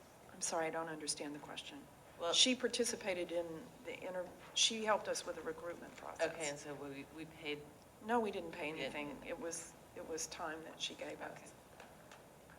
We are recommending option 2 in this because it still keeps you less than you're still less than 50,000. Okay. Testing. I can only speak for myself, not David. I fully support going forward with this now and not waiting for the reasons that Sandy has already outlined. And I also, having gone through the process of interviewing the top firms, really, really have a lot of confidence in COF based on what we heard them say and the experiences that they've had at other places, the successes that they've had at other places. And I think the staff needs this and that it's long overdue. She's, No applause. No applause. All right. Any other questions, comments from the commission? If Sandy could just sort of walk us through, I didn't quite understand what the difference between option 1 and option 2. I know option 2 is being recommended, but when I went through it, it looked like there were a couple of areas where option 1 was lighter, but I wasn't sure because they use language I'm not as familiar with. For instance, what you get in Phase 1C is a much more thorough set of questionnaires. All the staff are involved in filling out the questionnaires that describe their jobs. That's one area. Oh, the employees and supervisor, the interviews. In other words, you're getting a more comprehensive approach that involves all of the staff instead of a sample of the staff. So what is PDQ, is then the questionnaire? Right, it's, what we found is every firm has their own acronym for the questionnaire, but it's basically what staff complete to describe the work they're doing now. Oh, I see. So they would just, in option 2, they would give the questionnaire to everybody. And Yes. in option 1, they do a sampling. Right, one group interview per class plus individual interviews for 20 of the employees. I mean, so it's more a sample than asking everybody, and I think you want to involve everybody. Since it's never been done. Okay. Not That to, answered my question. And it's within the amount of money that's... yes, it is within the amount of money. All right. Public comment? All right, ready for vote? All those in favor? Are we just voting, are we including the option A add-on, or is this just for the basics No, at this point? It's including the whole thing. Yeah. Okay, so Total cost of Gives you a total cost of $49,085. okay. And that'll help. Can I ask one more question? Sure. Of course. So, as part of your evaluation process, did you guys, or anyone on your committee, talk to any of the other agencies that had used Yes. them? I mean, We checked references. okay. and- Patrick talked to, how many, 3 or 4 former clients of, I believe it was 4 that I spoke with. yeah. Okay. And they were They as corroborated. Favorable. positive? So we're doing the $49,085. That's what we're voting on. Is that clear? Yes. All right. All those in favor? Aye. All, any opposed? All opposed? All right, the motion has passed unanimously. And then can we request staff, when they are initiating the engagement, to request that the director position be done first and on its own little expedited, separate timeframe? Sure. Because I think that will be helpful for our recruitment process. We can certainly discuss that with them. Thank you. Okay, the next item is to authorize the library director to accept state and federal grants. This is so cool because the staff has done such a wonderful job doing their proposals and their project plans. And that is the Play and Learn station back there that says Healthy Mind and Body. That piece of furniture is going to be moved around the county. Well, we have to have a motion first. Okay. Is there a motion to accept these? I'll make that motion. Okay, Elena Second. moves, and Tom seconded. Okay, Can we ask questions? of course. So the CLSA delivery subsidy, Yeah. because that one and the other one that next to it, the CIF CLA grants, the little one, didn't have a write-up. And so I didn't know if those were because those aren't new, or? The subsidy, I didn't know what it was. okay, the subsidy is just an automatic amount of money that's given to us from California Library Services Act funds that come through the NorthNet library system. So that goes to all the member libraries based on a formula. So we did not apply for that one. That one just came to us. The Staff Innovation Fund, California Library Association grants, you know, the 20-plus staff that we had that participated in the Staff Innovation Fund, they were all given the opportunity to apply for funding, scholarships, to go to CLA in November, and only 2 of them chose to apply, and they were both funded. Okay, but back on the CLSA delivery subsidy, so that one, the revenue is $21,731, but the cost It's the 34,168, and so we have this 12,000. I just didn't That's understand. budgeted for. In other words, we actually budgeted the full 34,168 For what? for delivery, for our delivery contract with NorthNet, that it does delivery between here and Lake and Mendocino, as well as with other libraries in the North Bay area that we share resources with. We would do those deliveries whether we got the subsidy or not. Right, right. So in other words, this just helps defray the cost. Okay. So those, I guess, so that's considered, I see, so that's a grant because it's grant money, but it's not a separate grant program that we're implementing that we otherwise Right. wouldn't Exactly. implement. It's more part of our operating Yes, budget. yes. Okay, that makes sense, thank you. I have a concern. I think these are great, by the way, and they're very creative. I did have a concern with the amount of staff time it's going to take, because we are, the in-kind donation is from us, is our staff time. Right. And I know we are understaffed in a lot of ways, and people are feeling the pinch. Is this, These staff have put together these proposals and have proposed to do them. Right. They're excited about them. They're really thrilled to have the opportunity to do some new things. And I think it's been very energizing for them, and it's given some of the leaders and the younger staff a chance to do some things that they really wanted to do. I think it's fabulous. I think they've done a fabulous job, and I think they're more than happy to do the project. I have one more comment. As a mother of a 14-year-old boy, I was delighted to see the Minecraft. You can thank Rebecca, who's the mother of two boys, for coming up with that one. Because they love that.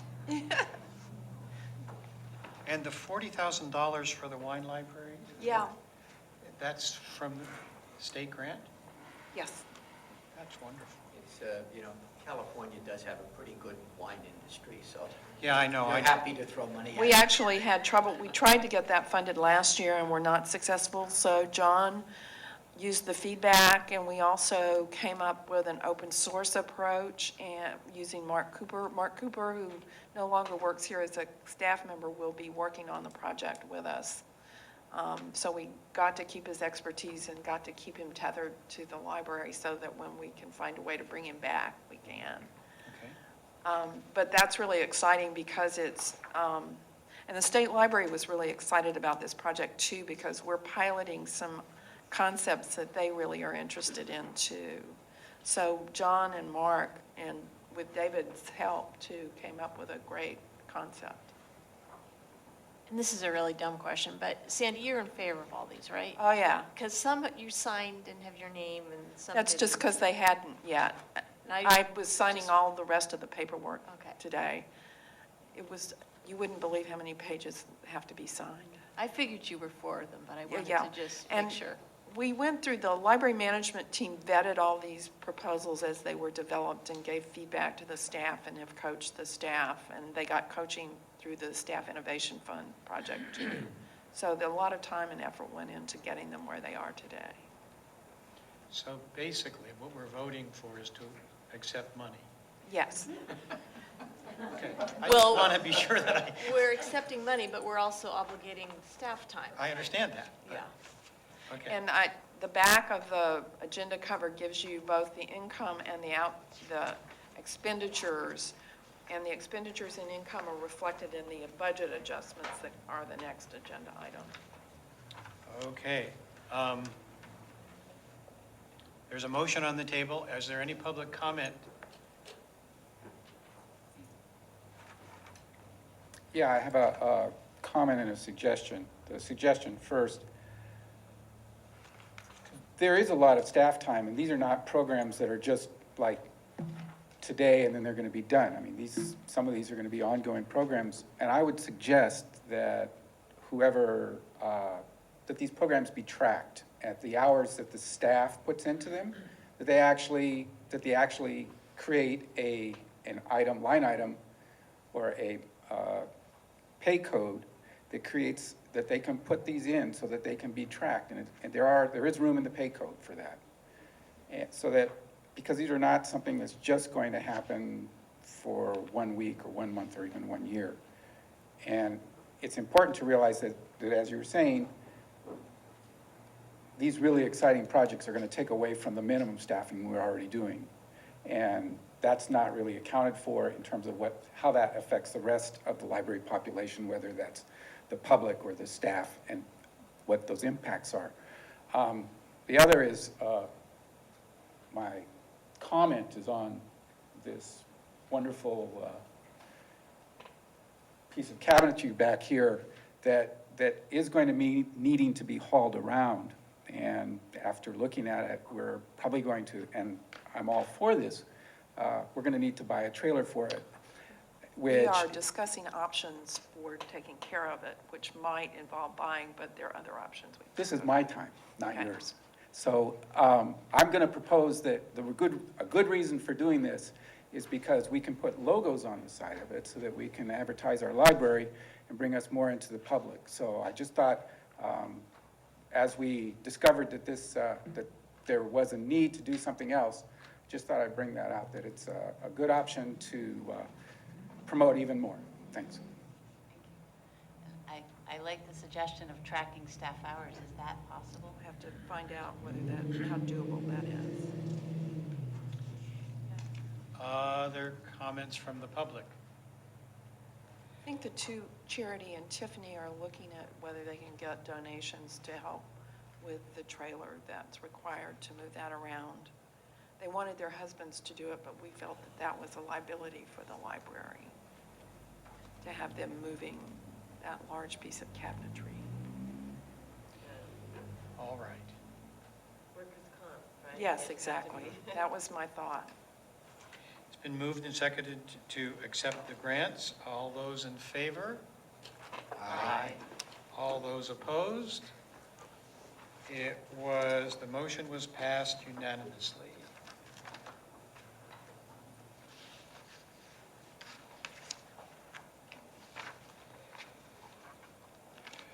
The next item is the adjustments to the budget.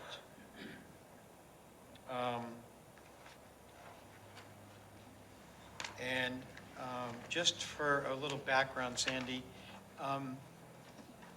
these adjustments are made on a regular basis? Well, because of the county procedures, which you're still subject to, adjustments to the budget have to be approved by the Board of Supervisors as well as by the Commission.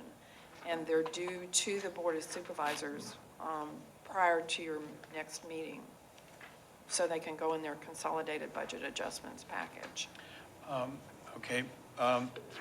There are adjustments that aren't here that may need to be made in relationship to the interims, the backfill for some of the jobs they're proposing, and those funds would be covered by the difference between the price of the director's salary and the interim. So you don't, it's only if the bottom line and the character changes that you have to go to the county. Okay.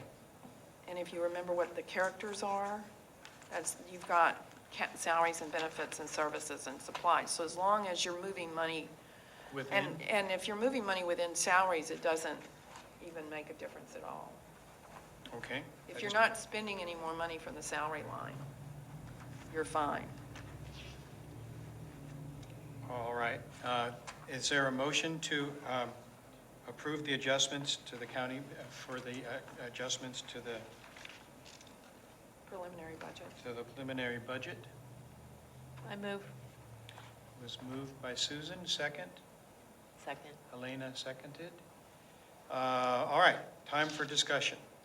I have a question. Can I run through this with some summary Sure. points first? Let's look at revenue.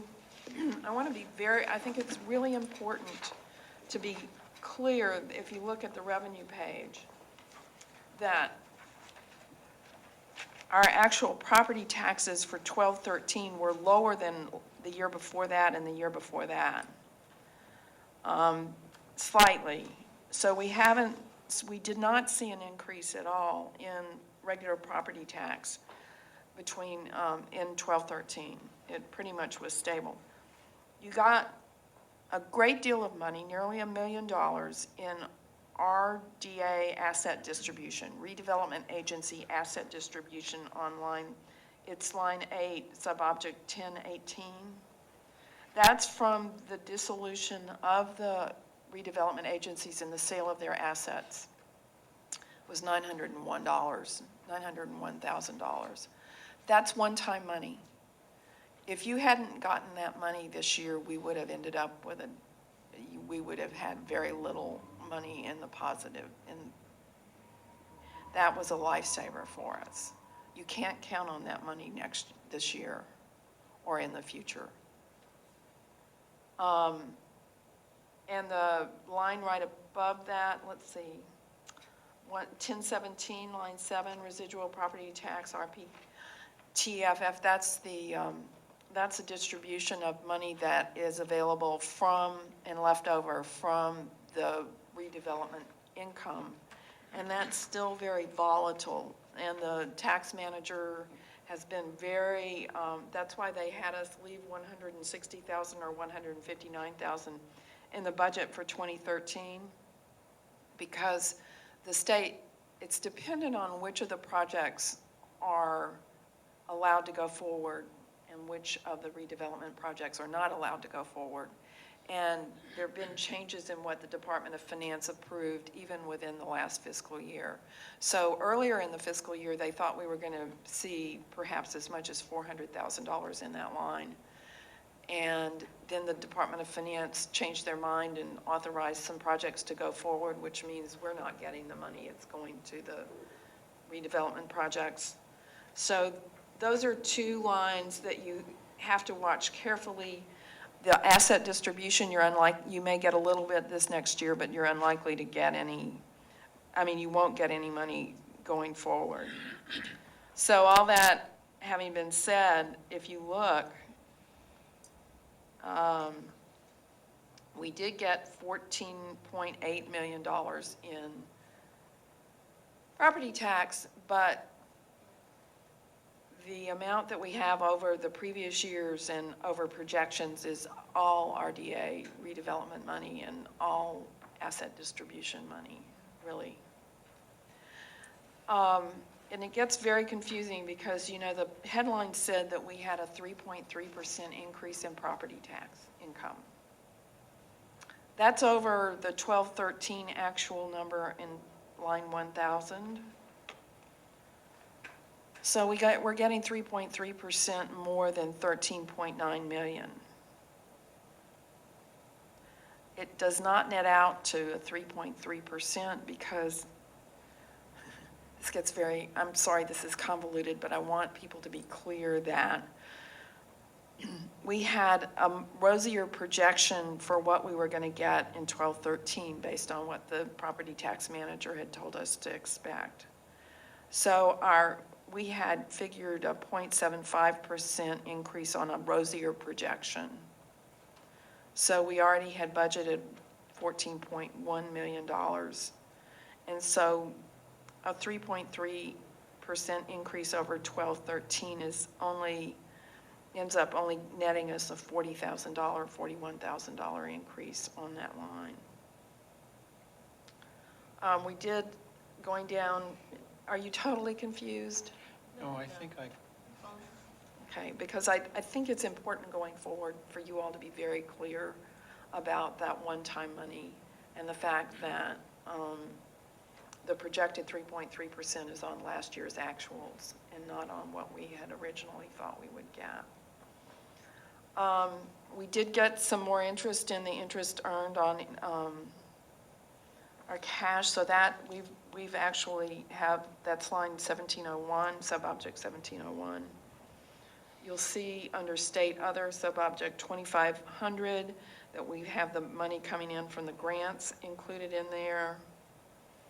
We're suggesting that we, based on this last year, that we budget $420,000 in fines and fees, a little more than we had originally projected.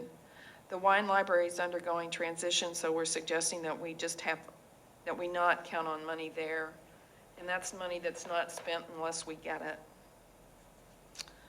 And we are not budgeting for donations in this line. We're budgeting it over in special revenue funds to try to keep all the revenue and expenditures from gifts and donations in the special revenue funds. So that simply wipes out the original money that was in there and lowers it to a placeholder 1,000. So we have a net more, $130,000 more than we had projected in April for income that we're recommending. Any questions about that? And just for the audience, the special revenue funds doesn't show up here, right? That's a separate, Right. separately tracked. Right. But we're still having to use 800,000. Well, no, we're 680,000 plus for operating. Coming out of our reserves. 610,000 are coming from the fund balance, yes. And what we've done the last couple of years is budget from what we saved the previous year to cover the expenditures for the upcoming year. But yes, it's true, you've got 600, it's down from 764,000. Which line is that? Well, it shows up mostly on the summary page and. Okay. Does that include I got that the here. 130? Yes. Increase in revenue? Yes. Yes.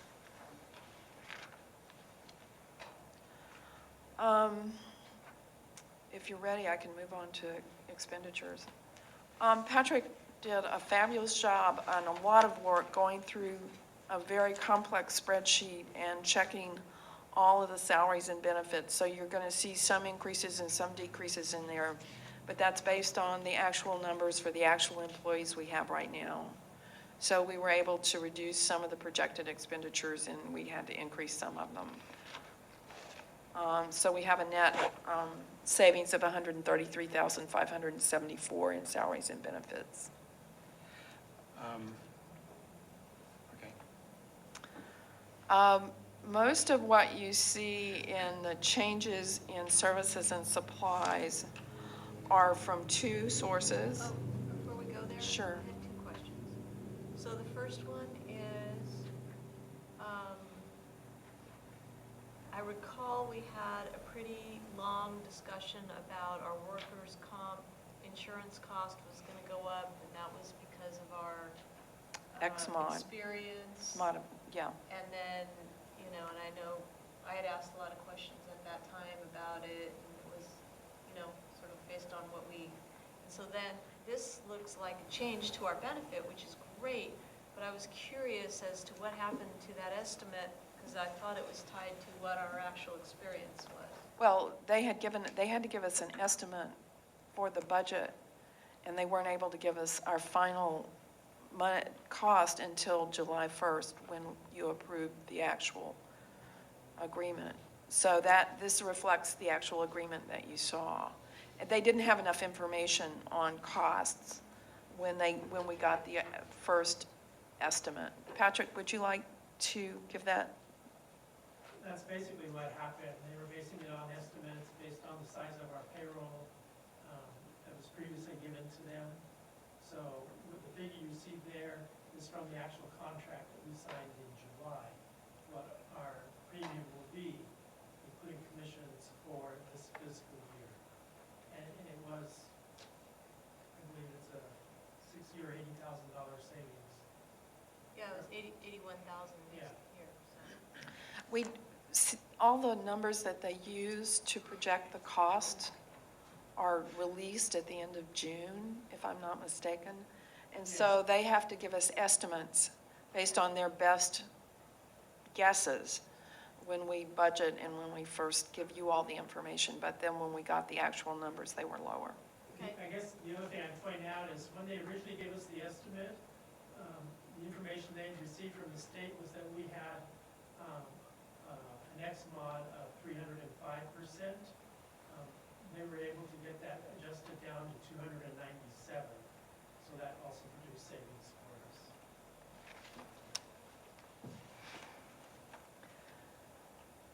Any other questions about salaries and benefits? I have one, and I don't know if this is the place to ask it, but I have been asked by several places about the possibility of upping the short-term sub-budget. Now, that wouldn't be a change within the adjustment now, but That would have to be approved by the Board of Supervisors, because that would increase your bottom line. So you all would have to increase that right now. okay. Where would that money come from? You would come from the fund balance. Okay. So essentially, you're saying that there is no place to make a change in the sub-budget, basically, without getting it from the fund balance? Right, because you're budgeted to the bone right now. Okay. There's not, I mean, we went through this line by line on the expenditures, and everything's based on actuals, so that there's not a lot, there's no fat in here to take money from someplace to budget for extra help. In other words, there's no place to cut to rob, we'd have to rob Peter, and Peter doesn't have any money. So, but we did increase it at one point. We did increase it already last year. Right, and so where was that money, where did that money come from? That was from within the budget last year, and we were able to increase it last year, but. But it didn't seem like it was, it didn't It's when seem- we got you're right, it's when we got the extra redevelopment money last year. And we allocated some of it to the sub-budget and some of it to the unpaid OPEB. Patrick, did you want to? Well, I guess I'm wanting clarification. The actuals last year were 272,000. We've budgeted 378. Is the question more about how we allocate within that extra help budget? No. Because we budget within between short-term, long-term, Sunday, and training. Unless we can take money from one or the other within there, Right.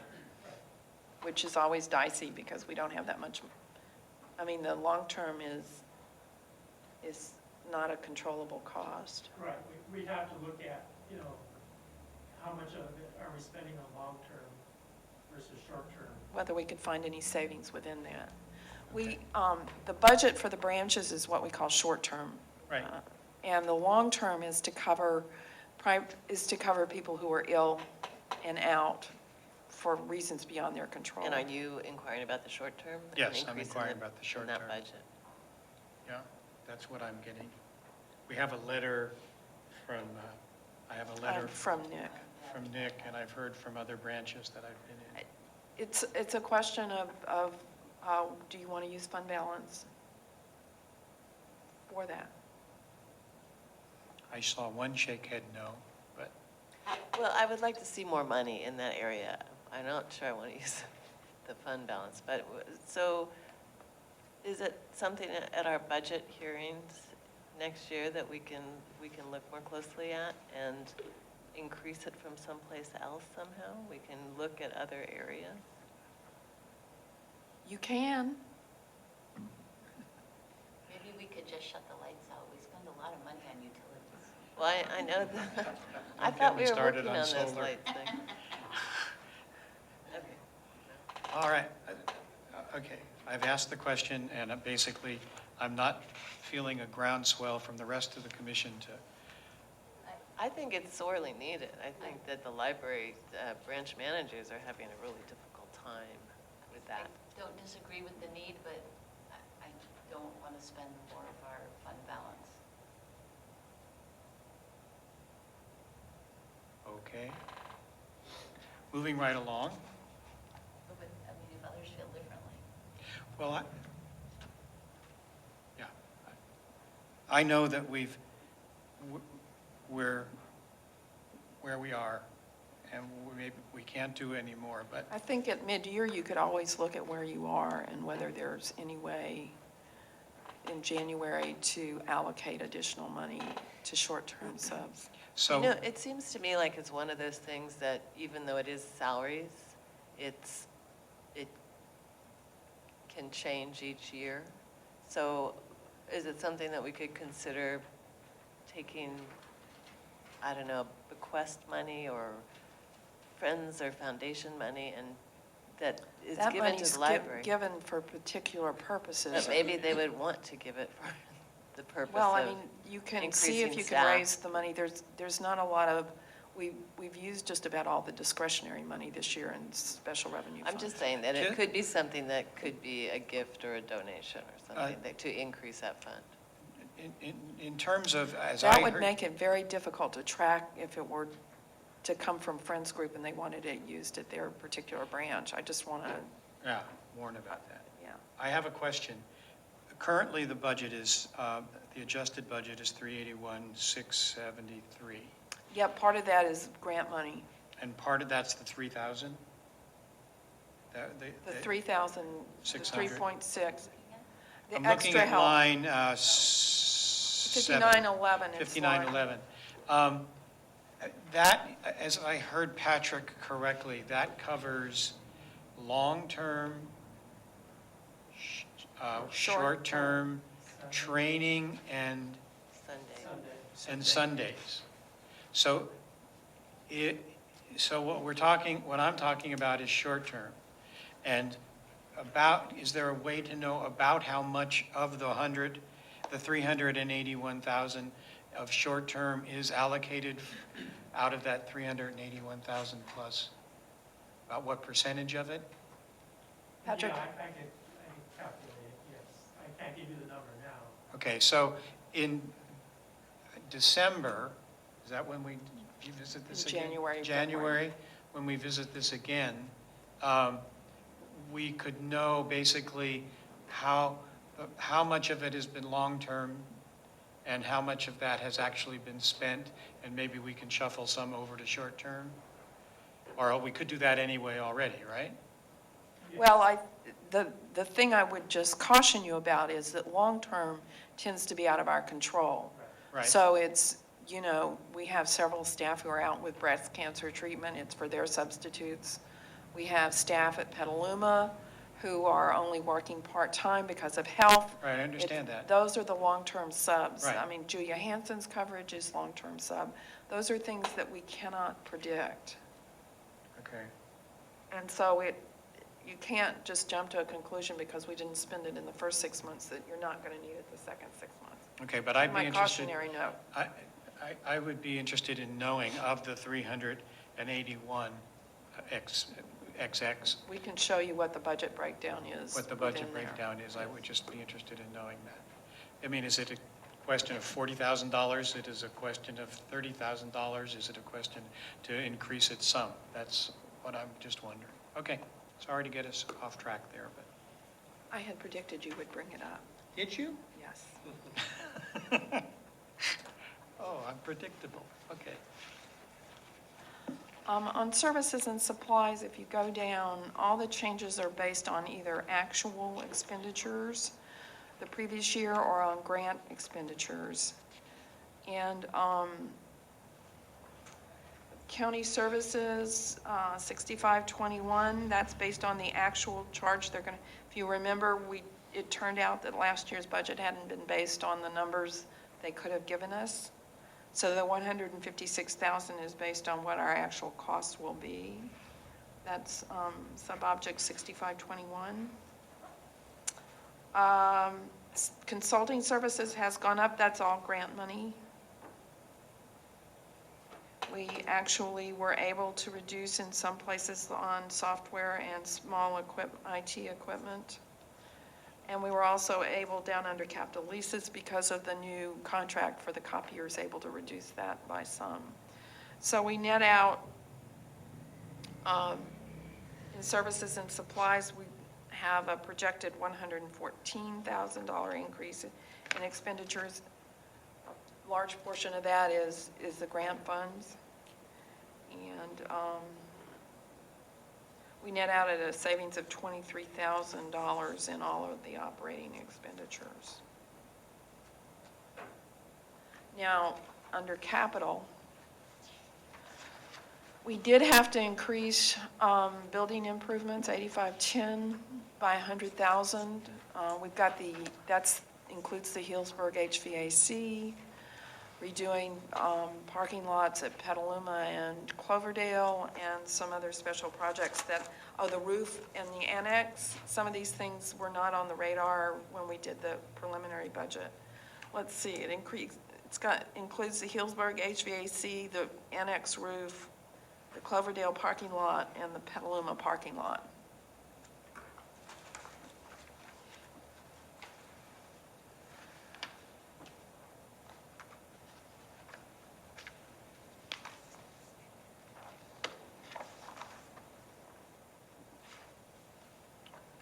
Any further questions from the commission about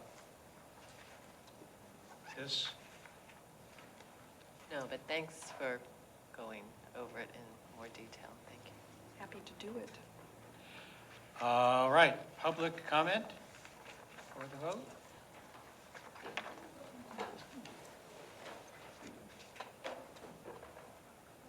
Just a quick question. You seem to be very, very tightly budgeted, but you said the consultants were grant money, and I just wondered how that worked. But Well, we just talked about the $83,000 in grant funds that we have coming in.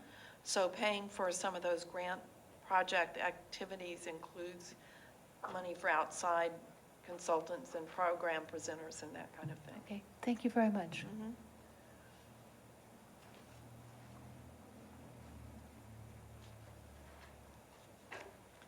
Kathy Nixon, branch manager, Northwest Library. I'm not going to pretend that I understand the budget or if I spent the hundreds of thousands of hours that those of you who have worked with the budget have. But I thank you for asking the question about increasing the sub-budget, in particular as it distinguishes between long-term and short-term. That, I think, is very helpful information if you could get that down. And I so also appreciate the idea of looking at increasing the amount for short-term sub-budget monies. I've always been puzzled, though, when it's said that there isn't any money and that we are really tight. When I see line item areas like salary savings, for example, when there's an opening and you're covering from those openings, and I know it gets more involved, and we probably, I don't know, the Brown Act allows us to go back and forth, but it just seems that when you get a bundle of money, redevelopment money, an opening, a vacancy, a director leaving, when there's a bundle of money, somehow some of that money should come to the subs to cover vacancies. Now, and that there perhaps with diligence, due diligence, there's a way to find an avenue of making sure that the sub-budget, especially in terms of short-term coverage, is adequately funded. Now, it's very complicated. I know there's no easy answers, but I'm just simply offering my plea on behalf of myself and others who aren't here, and express my appreciation for looking at that and figuring out a way that the sub-budget can be increased. Now I'm repeating myself, so thank you so much.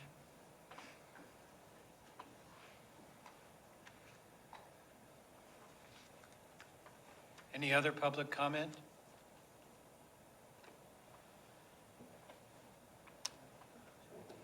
All right. It's been moved and seconded to approve the adjustments to the submission to the County Board of Supervisors. I almost said the sub-budget, I'm sorry there. All those in favor? Aye. Aye. Opposed? It's passed unanimously.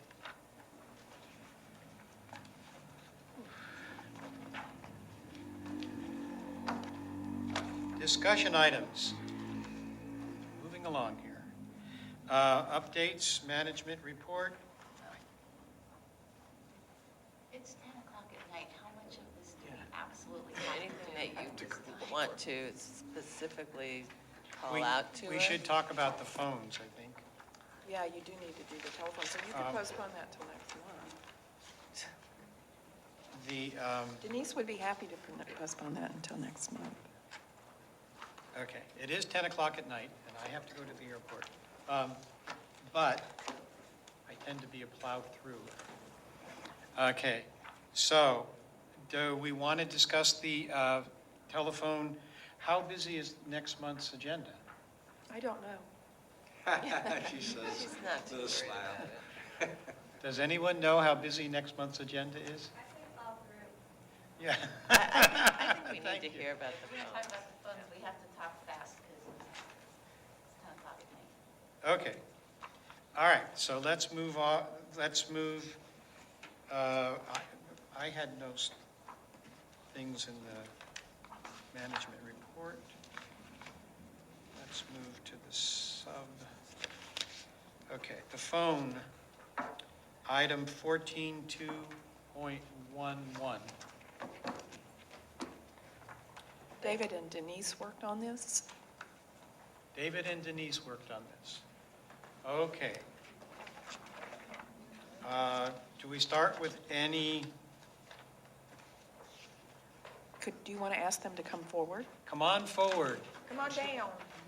Come on down to the mic. I just figured you didn't have any questions, so I didn't have to.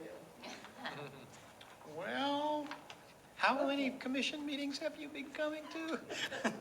Way too many. All right.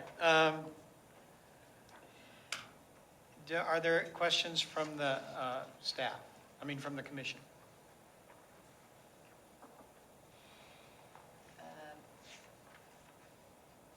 It's very thorough. Thank you for the report. She doesn't want to ask any questions.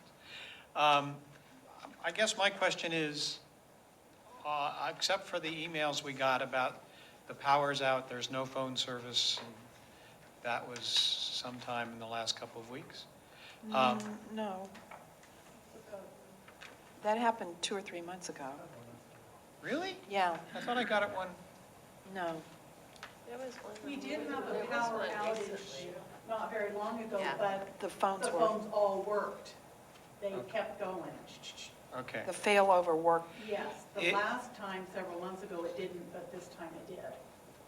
Okay. The issue has been raised by the staff, basically. So if we were to ask them how things are now, what do you think they'd say?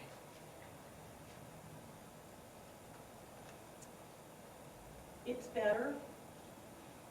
I think they would say they're learning to work with it and it's better. Okay. And I think that Denise has worked with the branch managers. I think Oh, it's is not this on.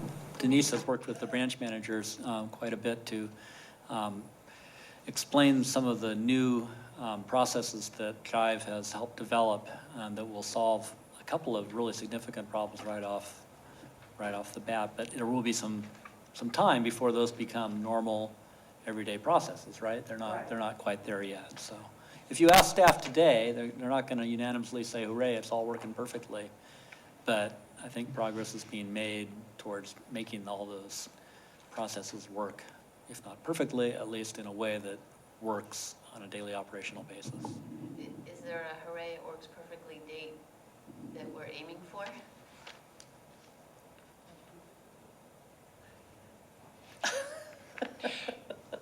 No. That's a pretty straightforward. The thing that I like about this report is that the delineation of the issues that have been presented at the different branches seems to show, here's what we're working on, instead of this amorphous, things aren't working, they're not right, what's going on. By seeing this, we can get an idea of what's on your agenda for the next bit of time, and that I find helpful. Thank you. It seemed as if some of the issues were identified due to errors on the part of Jive in terms of what they delivered relative to what they were supposed to deliver. Yes. And then it seemed as if there was a piece of it that maybe we needed some additional functionality that they didn't have, and they created that functionality. Yes. So in terms of cost to us, did they charge us for that additional functionality? No. And was there any kind of compensation to us in that when they delivered things that were not programmed, it seemed like there was some amount where they weren't actually programmed the way they were supposed to be, what they delivered to us? Didn't we do the Not programming? programmed or labeled properly. Yes. Did Jive deliver them incorrectly? Yes. So any compensation back to us, or? You mean money compensation? Or, yeah, something to make it better on our end. Well, they helped us immediately fix the phones, so they were just programmed wrong. Yeah. And they did, as we were unpackaging them and going through them and finding out that there were 2 phones for Mary Smith and none for David Smith, we got on the phone with them and they walked us through the programming and stuff. So it wasn't that they just, they fixed the products that came wrong, they fixed them immediately. So in terms of working with them as a vendor, do you feel that they've been responsive to Absolutely. working with us? I do. I feel they have gone above and beyond in their attention to us as a customer, and they've come out, they're based in Utah, they've come out at least 3 different times and had on-site visits, and we've had numerous webinars with them, training sessions, walking us through specific things. I think that they've done good. I would go with the company again if it was left up to me. Okay. I think one thing to recognize is part of the problem may be in our network itself, in our internal network. And that's one of the things in Focus and Finish is to do a network evaluation to make sure that we've maintained and upgraded our network as we should be. Yeah, reading through that was clear, and because it's voice over IP, probably weaknesses that maybe we weren't aware of became prominent. Exactly. Because it's dependent on the functionality and And of we're the so network. dependent on our network Right. for all our core activities that if it's not kept up and it's not state of the art, we've got a problem. Okay. Any other questions? It's late. This is a great write-up, and I really appreciate it. Having in my business life just come through a project where not everything went perfectly and we had to fix it. One of the things we did was to step back and say, okay, kind of lessons learned. What did we learn from this that we would do differently next time? And we actually documented that. We're in the process of that. So I'm wondering if, not to create more work for you, but if there's an opportunity to say, okay, having gone through this while it's fresh in our minds, what did we learn that we might do differently next time? And it probably next time may not be a new phone system, but a network upgrade or other system kind of things that we learned from this experience. I don't know if you guys have gone through an exercise like that, but. We haven't actually documented things that we would do differently, but we have talked about it quite a bit in our IT meetings, and I can document it. I think that's a great idea, because we did learn a lot of stuff. Yeah. Great. And I think one thing we'll look at is a lot of this was pushed timetable-wise by the requirements of E-rate. And the question is, did the savings that we garnered from the E-rate match up with the time expenditure and everything that it might have cost? So just, is it really worth it, to push a timetable like that for $80,000, which I think was the E-rate savings, something in that neighborhood? Well, that's on the yearly basis. on the yearly basis. So, But the whole system itself, we saved quite a bit more than that. It was 63% of the cost of the phone system we got from E-Rate. That's okay. Oh, that's okay. Okay. Thank you. Any other people want to talk more about this for a long time? All right. Okay.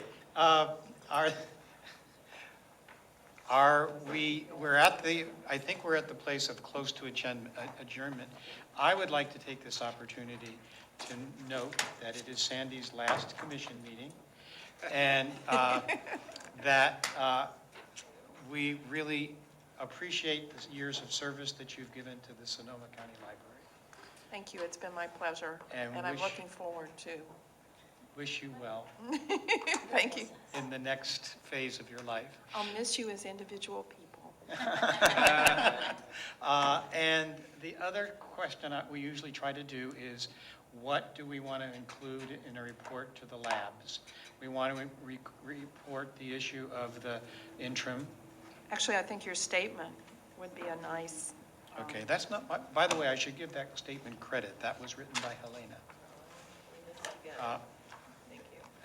And that statement, but are there other issues that we think we should bring before they'll ask to have the labs think about? Can anybody? I think the joint powers agreement. Joint powers, very much so. Right. The lab should really Yeah. start looking at that, because